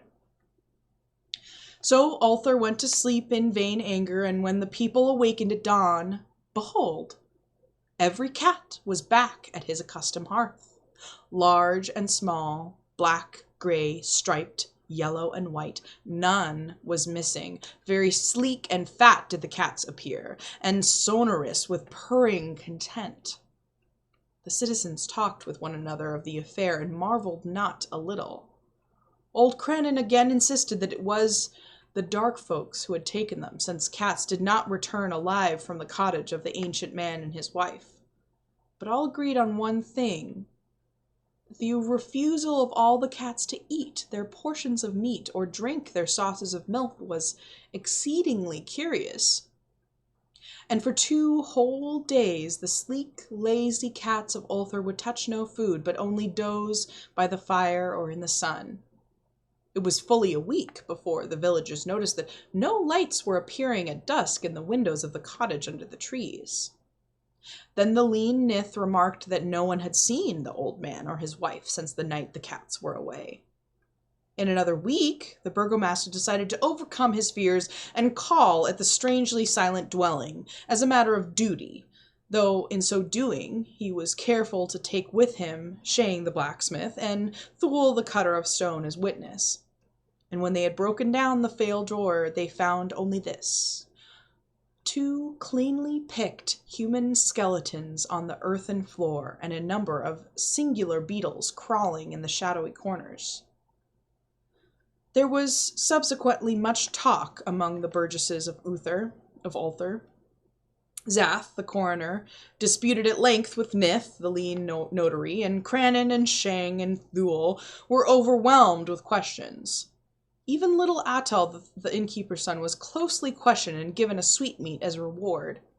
They talked of the old cotter and his wife, and of the caravan of dark wanderers, of small Menace and his black kitten, of the prayer of Menace and of the sky during that prayer, of the doings of the cats on the night the caravan left, and on what was later found in the cottage under the dark trees in the repellent yard. And in the end, the burgesses passed that remarkable law, which is told of by travelers in Hatheg, and discussed by the travelers in Nur, namely, that in Ulthar, no man may kill a cat. Ah, Revenge of the Cats.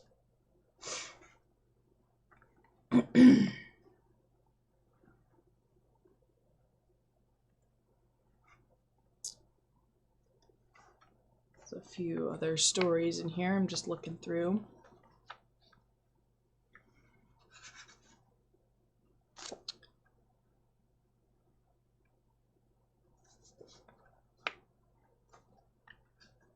This one might be good.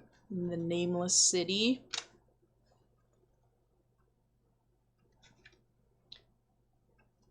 How long is this one?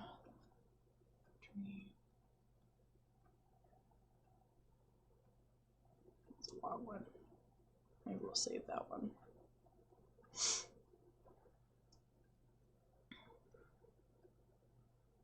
Ooh, yeah, that's a long one. The Silver Key might be fun.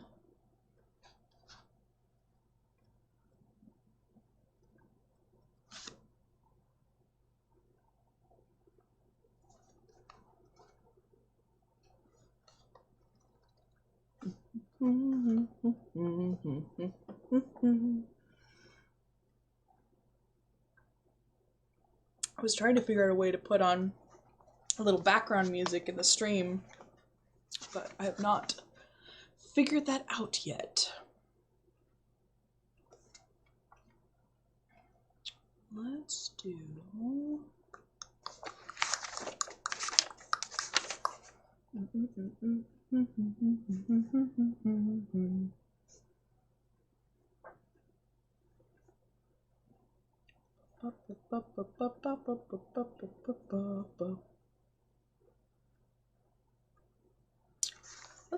Let's do the Nameless City. I have not read this one, so I'm not sure what's it about, but here we will find out. Just make sure it's not, yeah, it's not very long.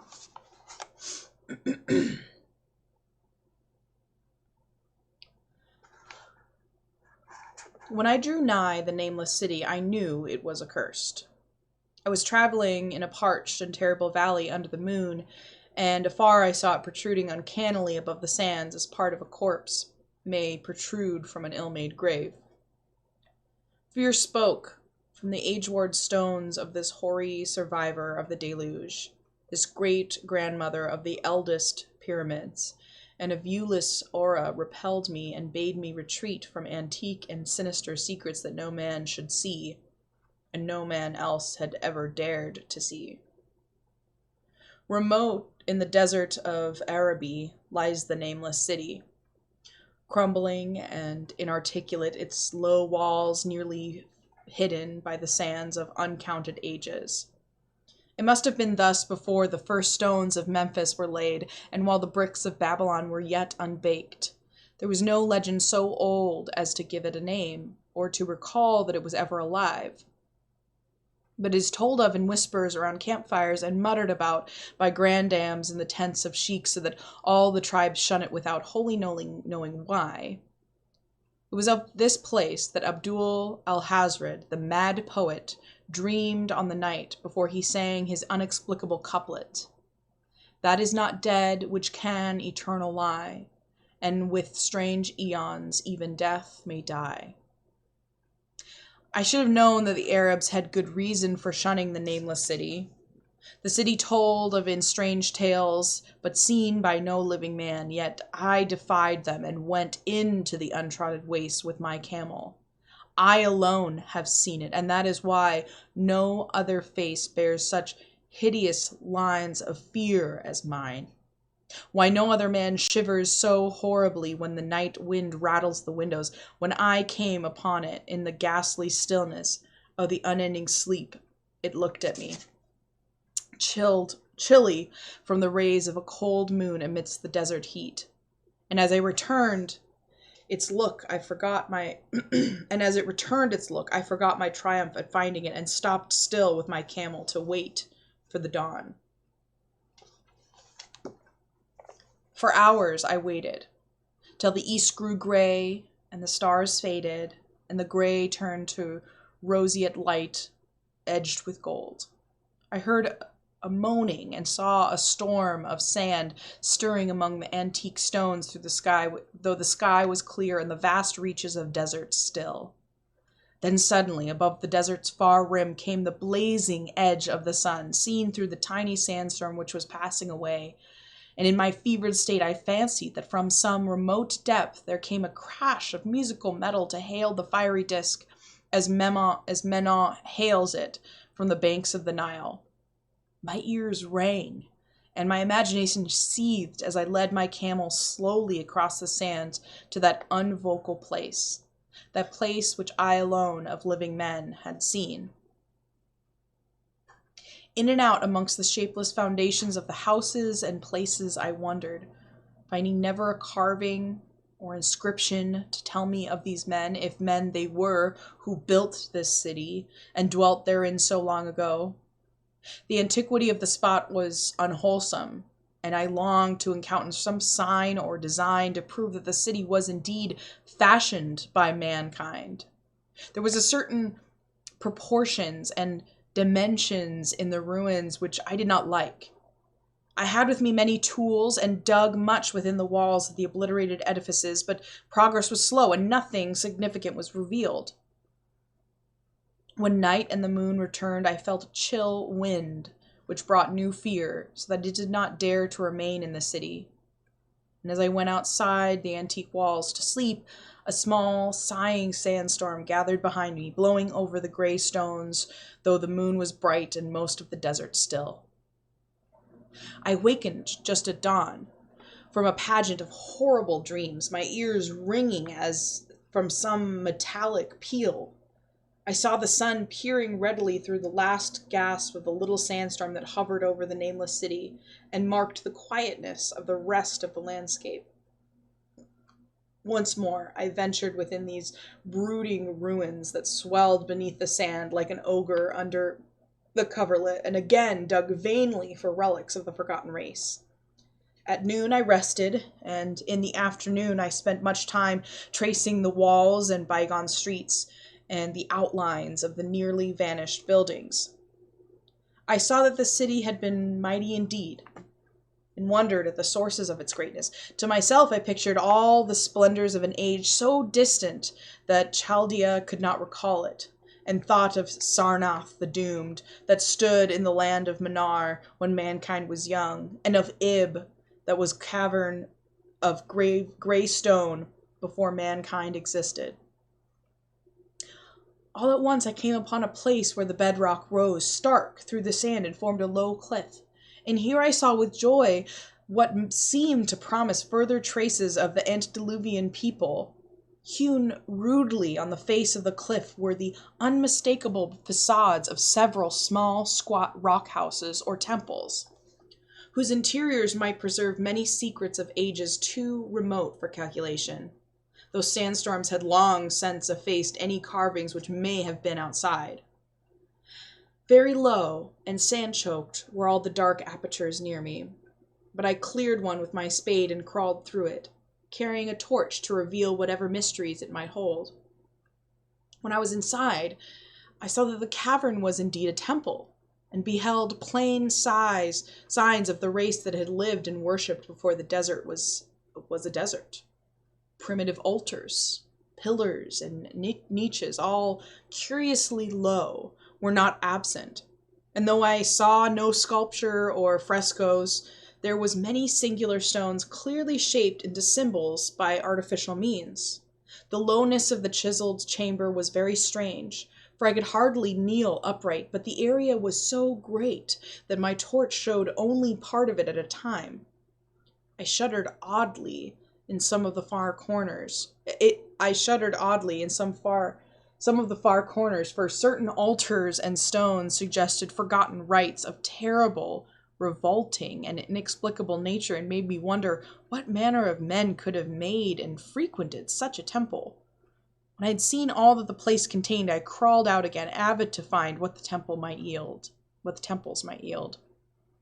Night had now approached, yet the tangible things I had seen made curiosity stronger than fear, so that I did not flee from the long moose-cast shadow that had daunted me when first I saw the Nameless City.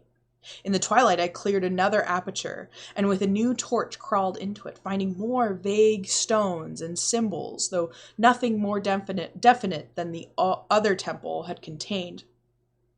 The room was just as low, but much less broad, ending in a very narrow passage crowded with obscure and cryptical shrines. About these shrines I was prying when the noise of a wind and my camel outside broke through the stillness and drew me forth to see what could have frightened the beast. The moon was gleaming vividly over the primitive ruins, lighting a dense cloud of sand that seemed blown by a strong but decreasing wind from some point along the cliff ahead of me,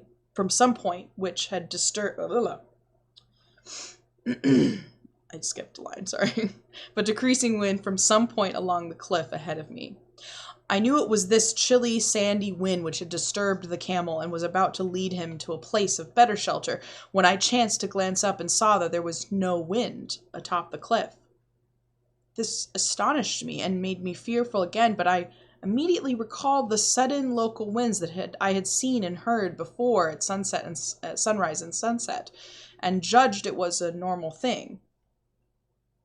I decided it came from some rock fissure leading into a cave, and watched the troubled sand to trace it to its source, soon perceiving that it came from a black orifice of a temple a long distance south of me, almost out of sight.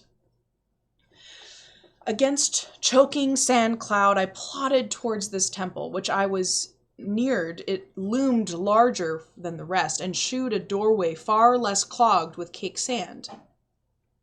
I would have entered had not the terrific force of icy wind almost quenched my torch. It poured madly out of the dark door, sighing uncannily as it ruffled the sand and spread among the weird ruins. Soon it grew fainter, and the sand grew more and more still, till finally all was at rest again.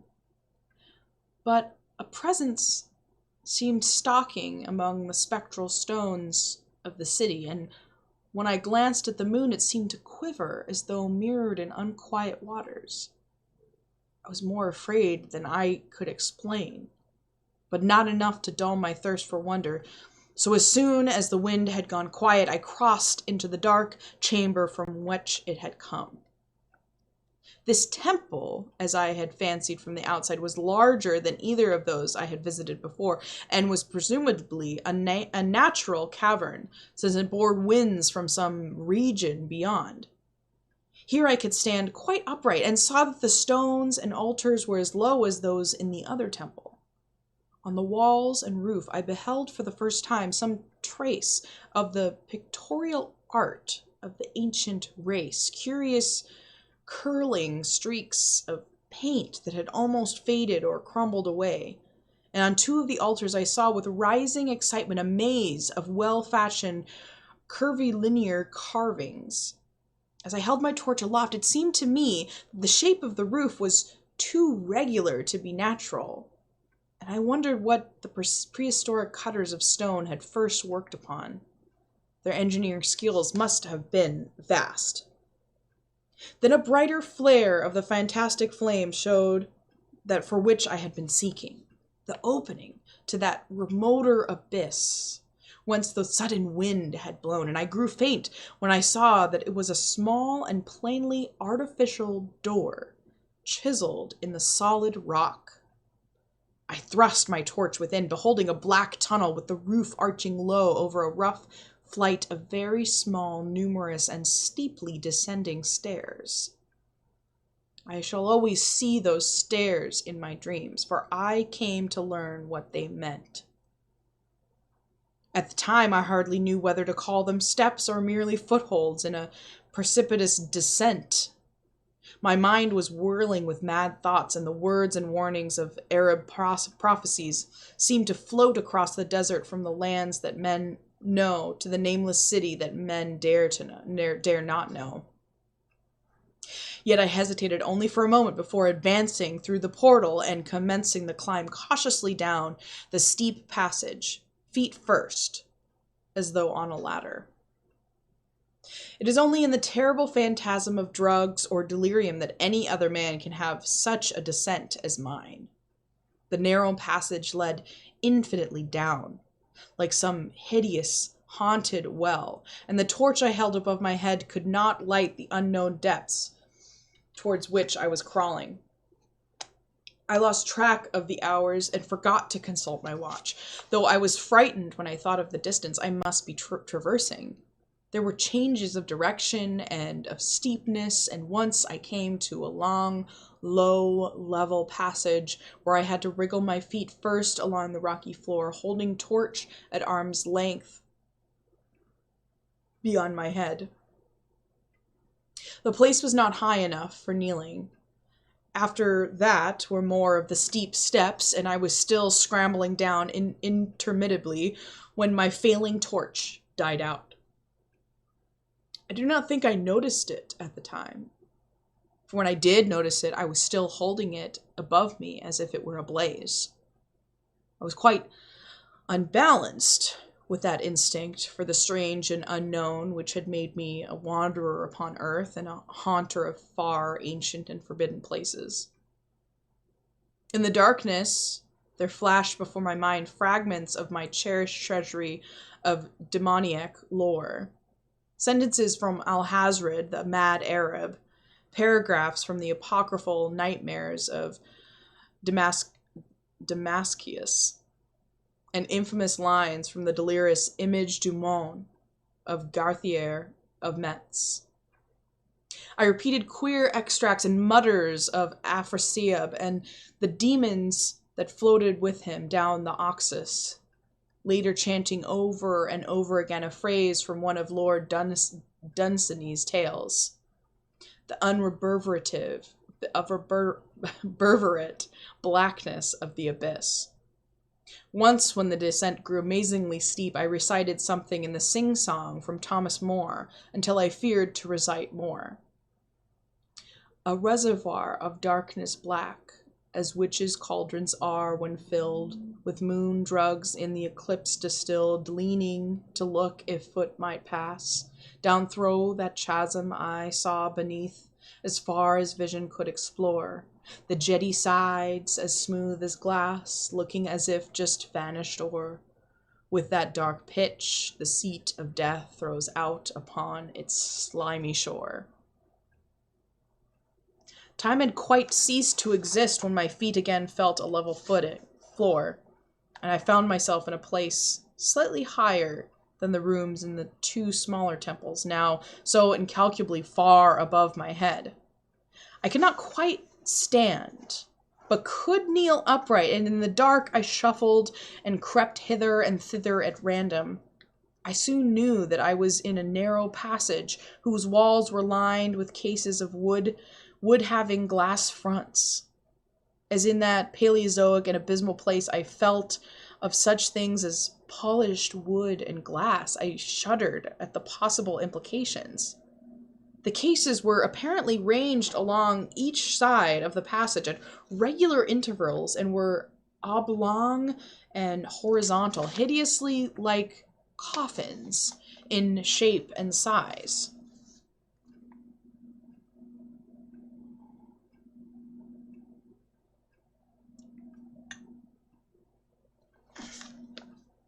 When I tried to move 2 or 3 for further examination, I found that they were firmly fastened.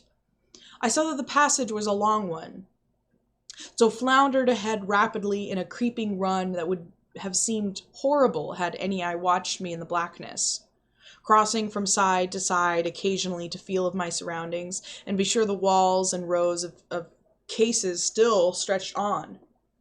Man is so used to thinking visually that I almost forgot the darkness and pictured the endless corridor of wood and glass in its low, studded monotony as though I saw it.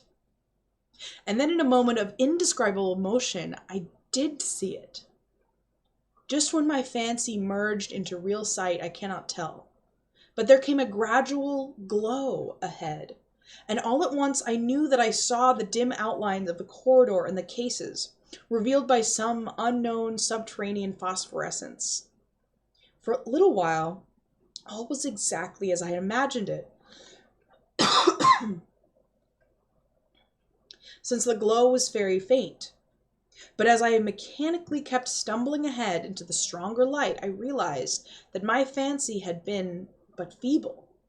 This hall was no relic of crudity like the temples in the city above, but a monument of the most magnificent and exotic art.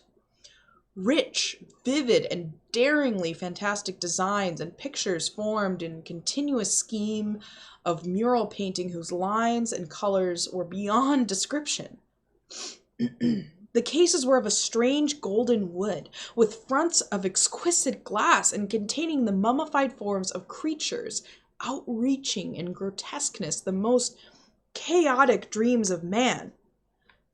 To convey any idea of these monstrosities is impossible. They were of the reptile kind, with body lines suggesting sometimes the crocodile, sometimes the seal, but more often nothing of which either the naturalist or the paleontologist ever heard. In size, they approximated a small man, and their forelegs bore delicate and evident feet curiously like human hands and fingers, but strangest of all were their heads, which presented a contour violating all known biological principles. To nothing can such things be well compared. In one flash, I thought of comparisons as varied as the cat, the bulldog, the mythic satyr, and the human being.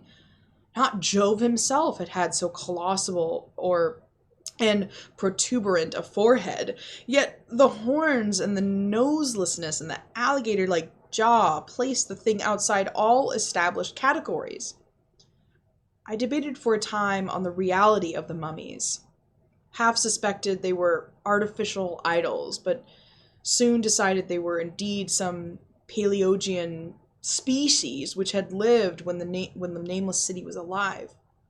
To crown their grotesqueness, most of them were gorgeously enrobed in the costliest of fabrics and lavishly laden with ornaments of gold, jewels, and unknown shining metals. The importance of these crawling creatures must have been vast, for they held first place among the wild design on the frescoed walls and ceilings. With matchless skill had the artists drawn them in a world of their own, whereas they had cities and gardens fashioned to suit their dimensions, and I could not help but think that their pictured history was allegorical, perhaps shewing the progress of the race that worshipped them. These creatures, I said to myself, were to men of the Nameless City what the she-wolf was to Rome, or some totem beast to the tribes of Indians.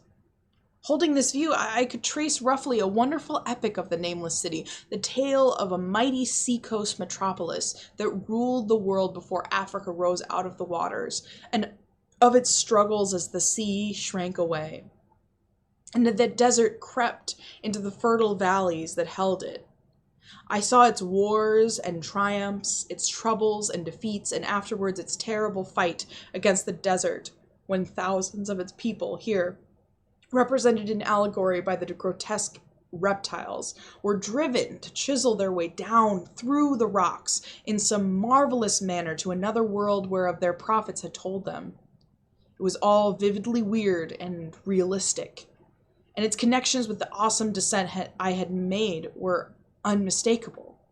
I even recognized the passages. As I crept along the corridor towards the brighter light, I saw later stages of the painted epic. The leave-taking of the race that had dwelt in the Nameless City and the valley around for 10 million years. The race whose souls shrank from quitting scenes their bodies had known so long, where they had settled as nomads in the earth's youth, hewing in the virgin rock those primal shrines at which they had never ceased to worship. Now that the light was better, I studied the pictures more closely and remembered that the strange reptiles must represent the unknown men, pondered upon the customs of the Nameless City. Many things were peculiar and inexplicable.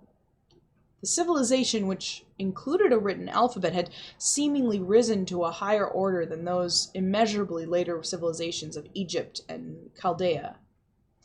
Yet there were curious omissions.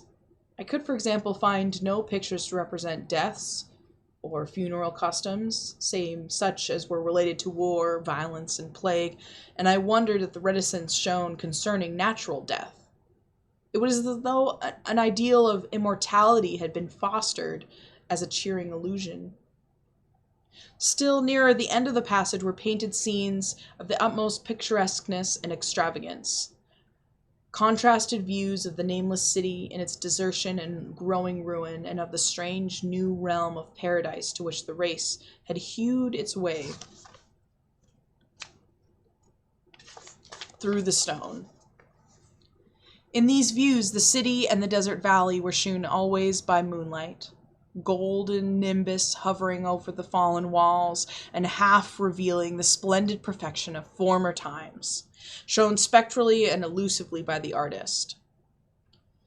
The paradisial scenes were almost too extravagant to be believed, portraying a hidden world of eternal day filled with glorious cities and ethereal hills and valleys. At the very last, I thought I saw signs of an artistic anticlimax. The paintings were less skillful and much more bizarre than ever the wildest of the earlier scenes. They seemed to record a slow decadence of the ancient stock, coupled with a growing furiosity towards the outside world from which it was driven by the desert. The forms of the people, always represented by the sacred reptiles, appeared to be gradually wasting away. Through their spirit, as shown hovering above the ruins by moonlight, gained in proportion. Emaciated priests, displayed as reptiles in ornate robes, cursed the upper air and all who breathed it, and one terrible final scene showed a primitive-looking man, perhaps a pioneer of ancient Irem, the city of pillars, torn to pieces by members of the elder race. I remembered how the Arabs fear the Nameless City and was glad that beyond this place the gray walls and ceiling were bare. As I viewed the pageant of mural history, I had approached very closely the end of the low-ceilinged hall and was aware of a gate through which came all of the illuminating phosphorescence. Creeping up to it, I cried aloud in transcendent amazement at what lay beyond. For instead of other and brighter chambers, there was only an illimitable void of uniform radiance, such as one might fancy when gazing down from the peak of Mount Everest upon a sea of sunlit mist. Behind me was a passage so cramped that I could not stand upright in it. Before me was an infinity of subterranean effulgence. Reaching down from the passage into the abyss was the head of a steep flight of steps. Small, numerous steps like those of black passages I had traversed, but after a few feet, the glowing vapors concealed everything. Swung back open against the left-hand wall of the passage was a massive door of brass, incredibly thick and decorated with fantastic bas-reliefs, which could, if closed shut, the whole inner world of light away from the vaults and passages of rock. I looked at the steps, and for the nonce dared not to try them. I touched the open brass door and could not move it. Then I sank prone to the stone floor, my mind aflame with prodigious reflections, which not even a deathlight exhaustion could banish. As I lay still with closed eyes, free to ponder, many things I had lightly noted in the frescoes came back to me with new and terrible significance. Scenes representing the Nameless City in its heyday, the vegetation of the valley around it, and the distant lands with which its merchants traded. The allegory of the crawling creatures puzzled me by its universal prominence, and I wondered that it would be so closely followed by a pictured history of such importance. In the fresco, the Nameless City had been shewn in proportions fitted to the reptiles. I wonder what its real proportions and magnificence had been, and reflected a moment on certain oddities I had noticed in the ruins. I thought curiously of the lowness of the primal temples and of the underground corridor, which were doubtless hewn thus out of deference to the reptiles' deities there honored, though it perforce reduced the worshippers to crawling. Perhaps the very rites here involved a crawling in imitation of the creature. No religious theory, however, could easily explain why the level passages in that awesome descent could be as low as the temples, or lower, since one could not even kneel in it. As I thought of the crawling creatures whose hideous, mummified forms were so close to me, I felt a new throb of fear. Mental associations are curious, and I shrank from the idea that, except for the poor primitive man torn to pieces in the last painting, mine was the only human form amidst the many relics and symbols of primordial life. But as always in my strange and roving existence, wonder soon drove out fear, for the luminous abyss and what it might contain presented a problem worthy of the greatest explorer.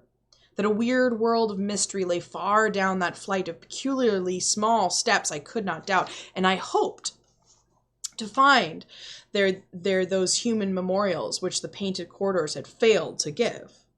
The frescoes had pictured unbelievable cities and valleys in this lower realm, and my fancy dwelt on the rich and colossal ruins that awaited me. My fears, indeed, concerned the past rather than the future, not even the physical horror of my position in that cramped corridor, dead reptiles and antediluvian frescoes miles below the world I knew and faced by another world or eerie light and mist could match the lethal dread I felt at the abysmal antiquity of the scene and its soul. An antiqueness so vast that measurement is feeble seemed to leer down from the primal stones and rock-hewn temples of the Nameless City, while the very latest of the astounding maps in the frescoes showed oceans and continents that man had forgotten, with only here and there some vaguely familiar outline. Of what could have happened in the geological ages since the painting ceased and the death-hating race resentfully succumbed to decay, no man might say. Life had once teemed in these caverns and in the luminous realms beyond. Now I was alone with vivid relics, and trembled to think of the countless ages through which these relics had kept a silent, deserted vigil. Suddenly, there came another burst of that acute fear which had intermittently seized me ever since I first saw the terrible valley and the Nameless City under a cold moon. Despite my exhaustion, I found myself starting frantically to a sitting position and gazing back along the black corridor towards the tunnels that rose to the outer world. My sensations were like those which had made me shun the Nameless City at night, and were as inexplicable as they were poignant. In another moment, however, I received a still greater shock in the form of a definite sound. The first which had broken the utter silence of these tomb-like depths. It was a deep, low moaning, as of a distant throng of condemned spirits, and came from the direction in which I was staring. Its volume rapidly grew, till it soon reverberated frightfully through the low passage, and at the same time I became conscious of an increasingly draught of cold air, likewise flowing from the tunnel in the city above. The touch of this air seemed to restore my balance, for I instantly recalled the sudden gusts which had risen around the mound of the abyss each sunset and sunrise, one of which had indeed revealed the hidden tunnels to me. I looked at my watch and saw that sunrise was near, so braced myself to resist the gale that was sweeping down to its cavern home as it had swept forth at evening. My fear again waned low, since a natural phenomenon tends to dispel brooding over the unknown.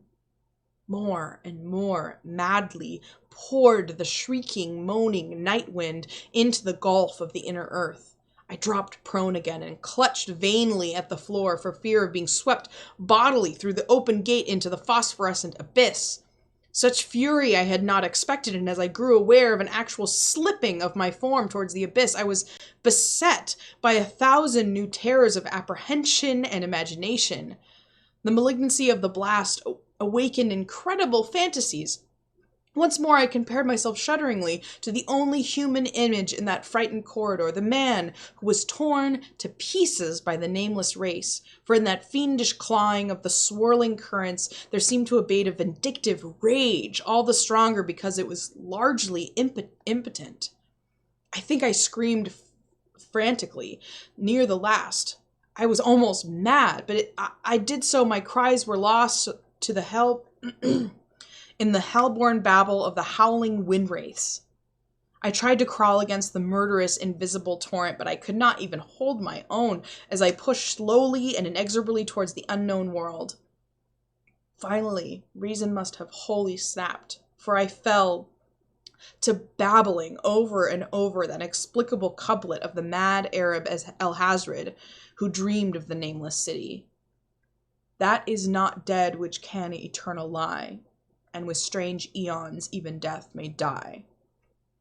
Only the grim, brooding desert gods know what really took place, what indescribable struggles and scrambles in the dark I endured, or what Abaddon guided me back to life, where I must always remember and shiver in the night wind till oblivion or worse claims me.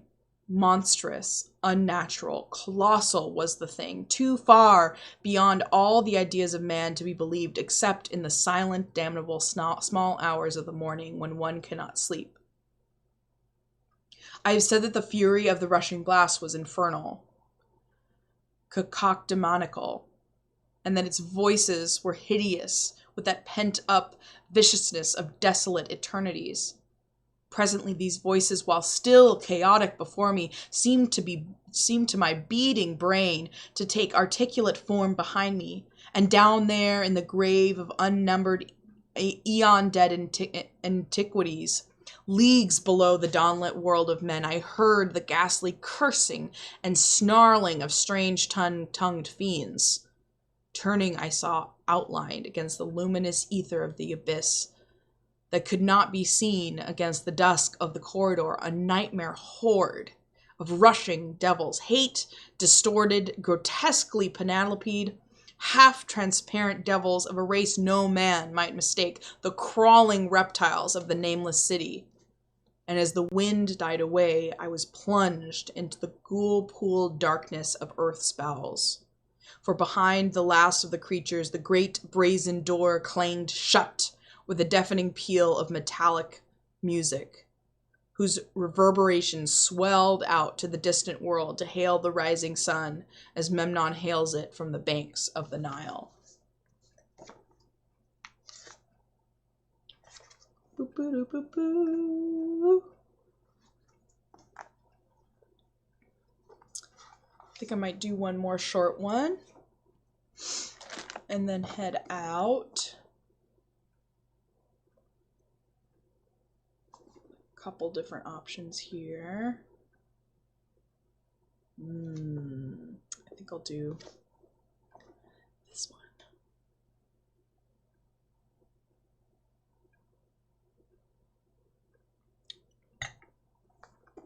I'm gonna check out my laundry really quick.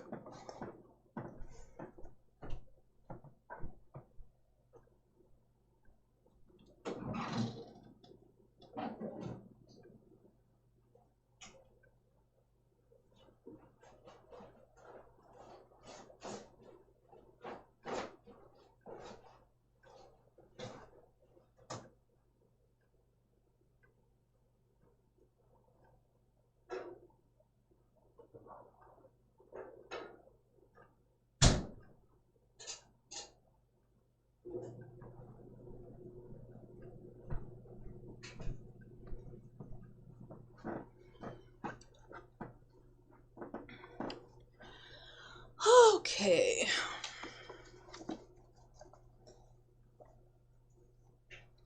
Do another shortish one. Well, let's see how long is this one. Yeah, let's do this one.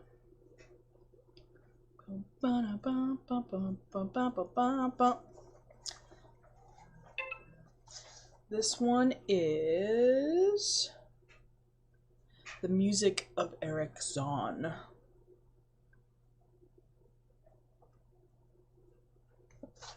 Sorry. Text from me, ma. These are H.P. Lovecraft. These are by H.P. Lovecraft. Ooh, there's this cover.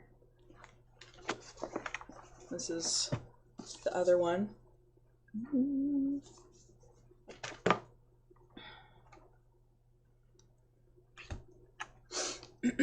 All right, this one is The Music of Erich Zann.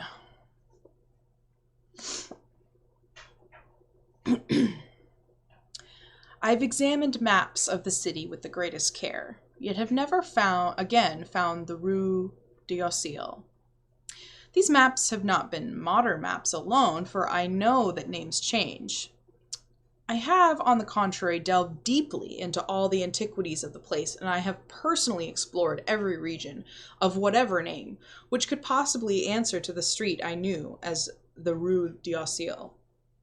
But despite all I have done, it remains a humiliating fact that I cannot find the house, the street, or even the locality where, during the last months of my impoverished life as a student of metaphysics at the university, I heard the music of Erich Zann. That my memory is broken, I do not wonder, for my health, physical and mental, was gravely disturbed throughout the period of my residence in Read-Aloud. And I recall that I took none of my few acquaintances there.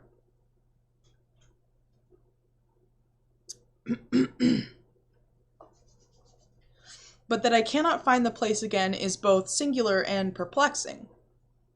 For it was within a half-hour's walk of the university, and was distinguished by peculiarities which could hardly be forgotten by anyone who had been there. I have never met a person who has seen the Read-Aloud. The Read-Aloud lay across a dark river, bordered by precipitous, brick-bleared windows, warehouses, and spanned spanned by a ponderous bridge of dark stone. It was always shadowy along the river, as if the smoke of neighboring factories shut out the sun perpetually. The river was also odorous, with evil stenches which I have never smelled elsewhere, and which may some day help me find it, since I should recognize them at once. Beyond the bridge were narrow cobbled streets with rails, and then came the ascent, at first gradual, but increasingly steep as the Read-Aloud was reached. I have never seen another street as narrow and steep as the Read-Aloud. It was almost a cliff, closed to all vehicles, consisting in several places of flights of steps, and ending at the top in a lofty ivied wall. Its paving was irregular, sometimes stone slabs, sometimes cobblestones, and sometimes bare earth. It was struggling greenish-gray vegetation. The houses were tall, peak-roofed, incredibly old, and crazily leaning backwards, forwards, and sideways. Occasionally, an opposite pair, both leaning forward, almost met across the street like an arch. And certainly, they kept most of the light from the ground below. There was a few overhead bridges from house to house across the street. The inhabitants of that street impressed me peculiarly. At first, I thought it was because they were all silent and reticent. But later, I decided it was because they were all very old. I do not know how I came to live on such a street, but I was not myself when I moved there. I had been living in many poor places, always evicted for want of money, until at last I came upon that tottering house in the Rue d'Ossiel, kept by the paralytic Blandon. It was the third house from the top of the street, and by far the tallest of them all. My room was on the 5th story, and the only inhabited room there, since the house was almost empty. Okay, Google, stop. Since the house was almost empty. On the night I arrived, I heard strange music from the peaked garret overhead, and the next day I asked old Blandon about it.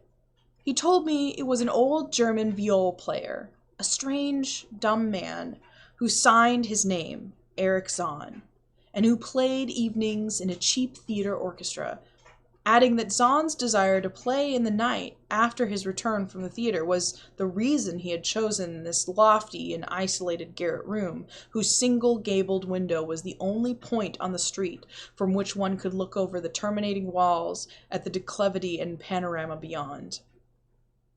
Thereafter, I heard Zann every night. And although he kept me awake, I was haunted by the weirdness of the music. Knowing little of the art myself, I was yet certain that none of his harmonies had any relation to music I had heard before, and concluded that he was a composer of highly original genius. The longer I listened, the more I was fascinated, until after a week I resolved to make the old man's acquaintance. One night, as he was returning from his work, I intercepted Zann in the hallway and told him that I would like to know him, and be with him when he played.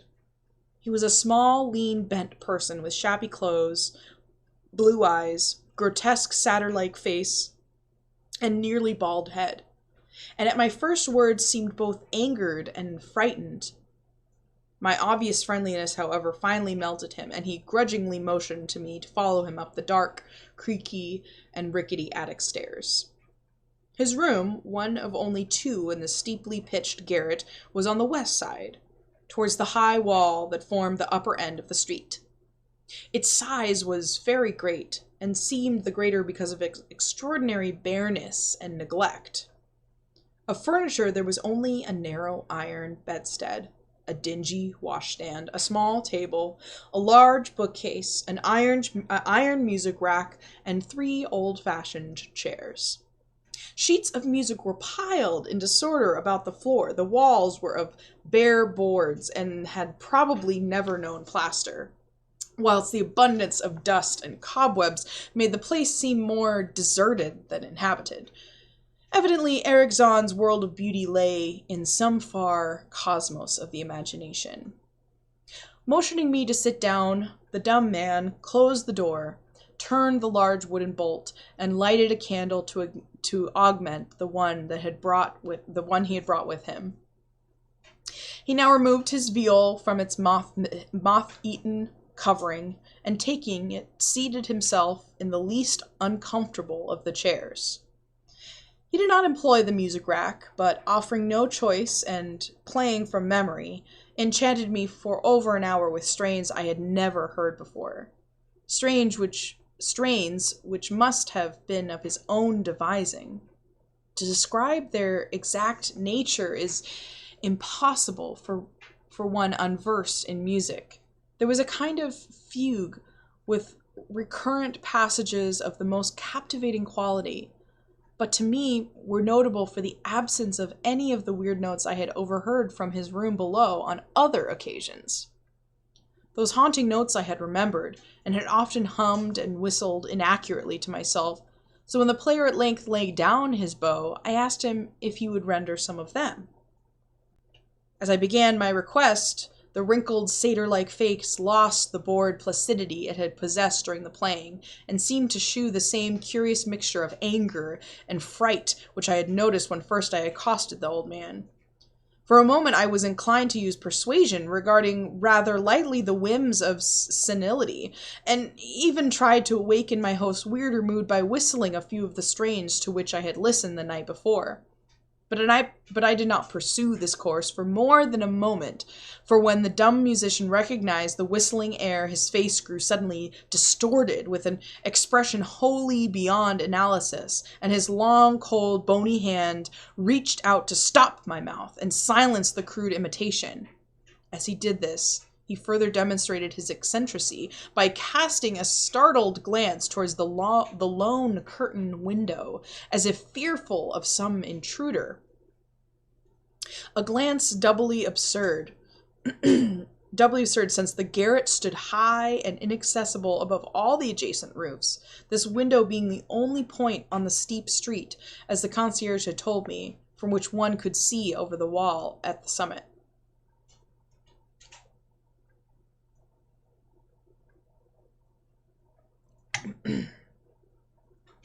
The old man's glance brought Bledau's remark to my mind, and with a certain capriciousness I felt a wish to look out over the wide and dizzying panorama of moonlit roofs and city lights beyond the hilltops, which of all the dwellers of the Rue d'Aciel only this crabbed musician could see.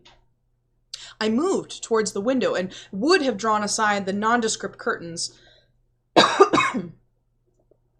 when with a frightened rage, even greater than before, the dumb lodger was upon me again, this time motioning with his head towards the door as he nervously strove to drag me thither with both hands. Now thoroughly disgusted with my host, I ordered him to release him and told him I would go at once. His clutch relaxed, and as he saw my disgust and offense, his own anger seemed to subside. He tightened his relaxing grip, but this time in a friendly manner, forcing me into a chair. Then, with an appearance of wistfulness, crossing to the littered table, where he wrote many words with a pencil in the labored French of a foreigner. The note which he finally handed me was an appeal for tolerance and forgiveness. Zann said that he was old and lonely and afflicted with strange fears and nervous disorders connected with his music and with other things. He'd enjoyed my listening to his music and wished I would come again and not mind his eccentricities. But he could not play to another his weird harmonies, and could not bear hearing them from another, nor could he bear having anything in his room touched by another. He had not known until our hallway conversation that I could overhear his playing in my room, and now asked me if I would arrange with Bledau to take a lower room where I could not hear him in the night. He would, he wrote, defray the difference in rent. As I sat deciphering the execrable French, I felt more lenient towards the old man. He was a victim of physical and nervous suffering as I was, and my metaphysical studies had taught me kindness. In the silence there came a slight sound from the window. A shutter must have rattled in the night wind, and for some reason I started almost as violently as did Erich Zann. So when I had finished reading, I shook my host by the hand and departed as a friend. The next day, Bledau gave me a more expensive room on the 3rd floor, between the apartments of an aged moneylender and the room of a respectable upholsterer. There was no one on the 4th floor. It was not long before I found that Zann's eagerness for my company was not as great as it had seemed while he was persuading me to move down from the 5th story. He did not ask me to call on him, and when I did call, he appeared uneasy and played listlessly. This was always at night. In the day, he slept, and would admit no one. My liking for him did not grow, though the attic room and the weird music seemed to hold an odd fascination for me. I had a curious desire to look out that window, over the wall, and down the unseen slope at the glittering roofs and spires which must lay outspread there. Once I went up to the garret during theater hours, when Zann was away, but the door was locked. What I did succeed in doing was to overhear the nocturnal playing of the dumb old man. At first, I would tiptoe up to my old fifth floor, when I grew bold enough to climb that last creaking staircase to the peaked garret. There, in the narrow hall, outside the bolted door with the covered keyhole, I often heard sounds which filled me with an indefinable dread. The dread of vague wonder and brooding mystery. It was not that the sounds were hideous, for they were not, but that they held vibrations suggesting nothing on this globe of earth, and that at certain intervals they assumed a symphonic quality which I could hardly conceive as produced by one player. Certainly, Erich Zann was a genius of wild power. As the weeks passed, the playing grew wilder, whilst the old musician acquired an increasingly haggardness and furtiveness pitiful to behold. He now refused to admit me at any time and shunned me whenever we met on the stairs. Then one night, as I listened at the door, I heard the shrieking viol swell into a chaotic babble of sound, a pandemonium which would have led me to doubt my own shaking sanity had there not come from behind the barred portal a piteous proof that the horror was real. The awful, inarticulate cry which only a mute can mutter, and which rises only in moments of the most terrible fear or anguish. I knocked repeatedly at the door, but received no answer. Afterwards, I waited in the black hallway, shivering with cold, till I heard the poor musician's feeble effort to rise from the floor by the aid of a chair. Believing him just conscious after a fainting fit, I renewed my rapping at the same time, calling out his name reassuringly. I heard Zann stumble to the window and close both shutter and sash, then stumble to the door, which he falteringly unfastened to admit me. This time his delight at having me present was real, for his distorted face gleamed with relief while he clutched at my coat as a child clutches at his mother's skirts. Shaking pathetically, the old man forced me into a chair whilst he sank into another, besides which his viol and bow lay carelessly on the floor. He sat for some time inactive, nodding oddly, but having a paradoxical suggestion of intense and frightening listening. Subsequently, he seemed to be satisfied, and crossing to a chair by the table, wrote a brief note, handed it to me, and returned to the table, where he began to write rapidly and incessantly.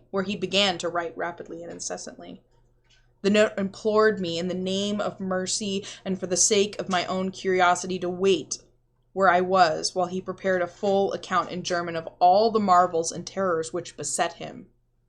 I waited, and the dumb man's pencil flew. It was perhaps an hour later, while I waited and while the musician's feverishly written sheets still continued to pile up, that I saw Zann start as from a hint of a horrible shock. Unmistakably, he looked at the curtained window and listened shudderingly. Then I half fancied I heard a sound myself, though it was not a horrible sound, but rather an exquisitely low and infinitely distant musical note, suggesting a player in one of the neighboring houses, or in some abode beyond the lofty wall over which I had never been able to look. Upon Zann the effect was terrible, for, dropping his pencil suddenly, he rose, seized his viol, and commenced to rend the night with the wildest playing I have ever heard from his bow, save when listening at the barred door. It would be useless to describe the playing of Erich Zann on that dreadful night. It was more horrible than anything I had ever overheard, because I could now see the expression of his face and could realize that this time the motive was stark fear. He was trying to make a noise, to ward something off or drown something out. What, I could not imagine, awesome though I felt it must be. The playing grew fantastic, delirious, and hysterical, yet kept to the last of the qualities of supreme genius which I knew this strange old man possessed. I recognized the air. It was a wild Hungarian dance popular in the theaters, and I reflected for a moment that this was the first time I had ever heard Zann play the work of another composer. Louder and louder, wilder and wilder mounted the shrieking and whining of that desperate viol. The player was dripping with an uncanny perspiration and twisted like a monkey, always looking frantically at the curtained windows. In his frenzied strains, I could almost see shadowy satyrs and bacchanal dancing and whirling insanely through seething abysses of clouds and smoke and lightning.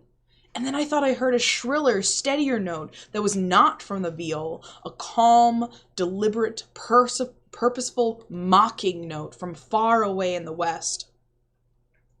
At this juncture, the shutter began to rattle in a howling night wind which had sprung up outside as if to answer to the mad playing within.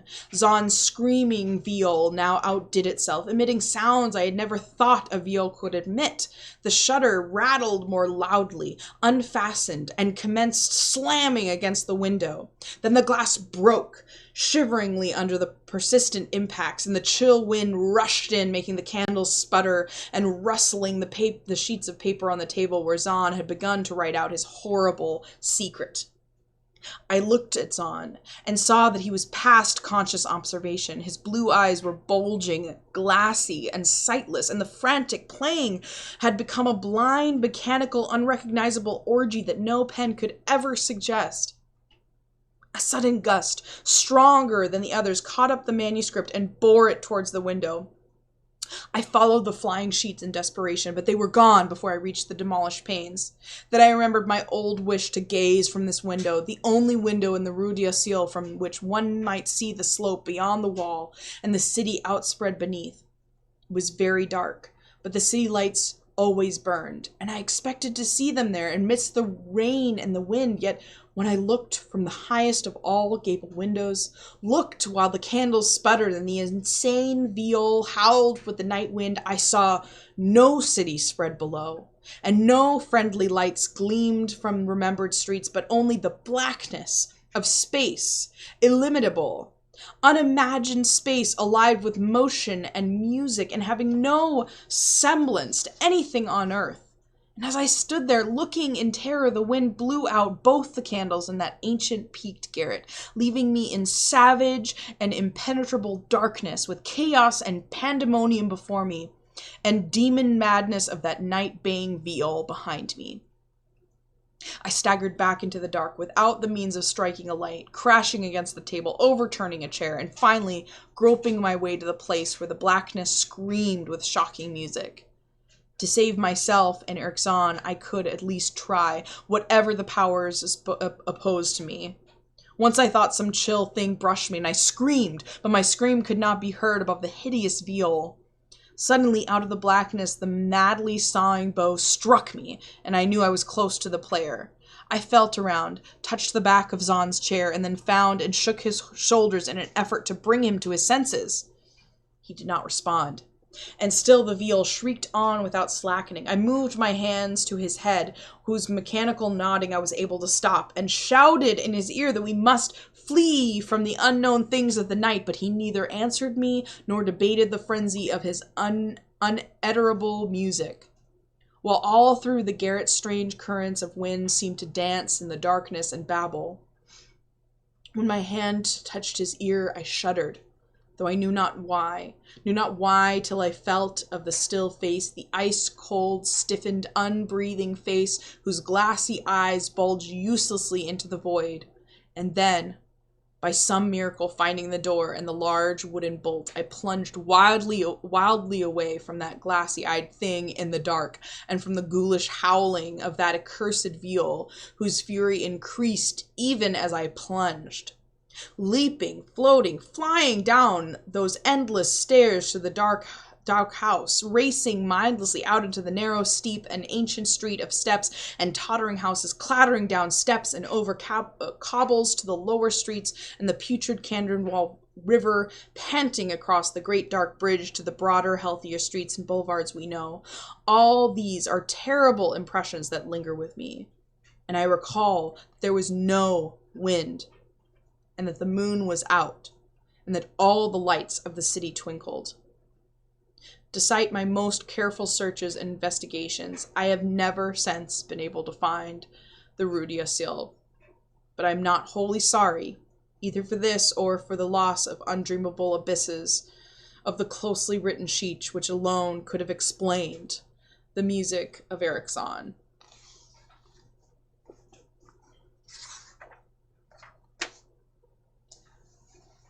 Isn't that a cheery tale? Well, my friends, been here for a few hours, read a few stories. I'll probably try to put a VOD up on YouTube, so if anybody does want to enjoy it, they can watch it in YouTube video form. And yeah, we'll keep doing this week and reading more stories, and if anyone has any requests, they can always message me or text me or find me on Facebook or whatever. But yeah, thanks for hanging out with me if you did, or stopping by if you did, and I'll see you another time. Bye!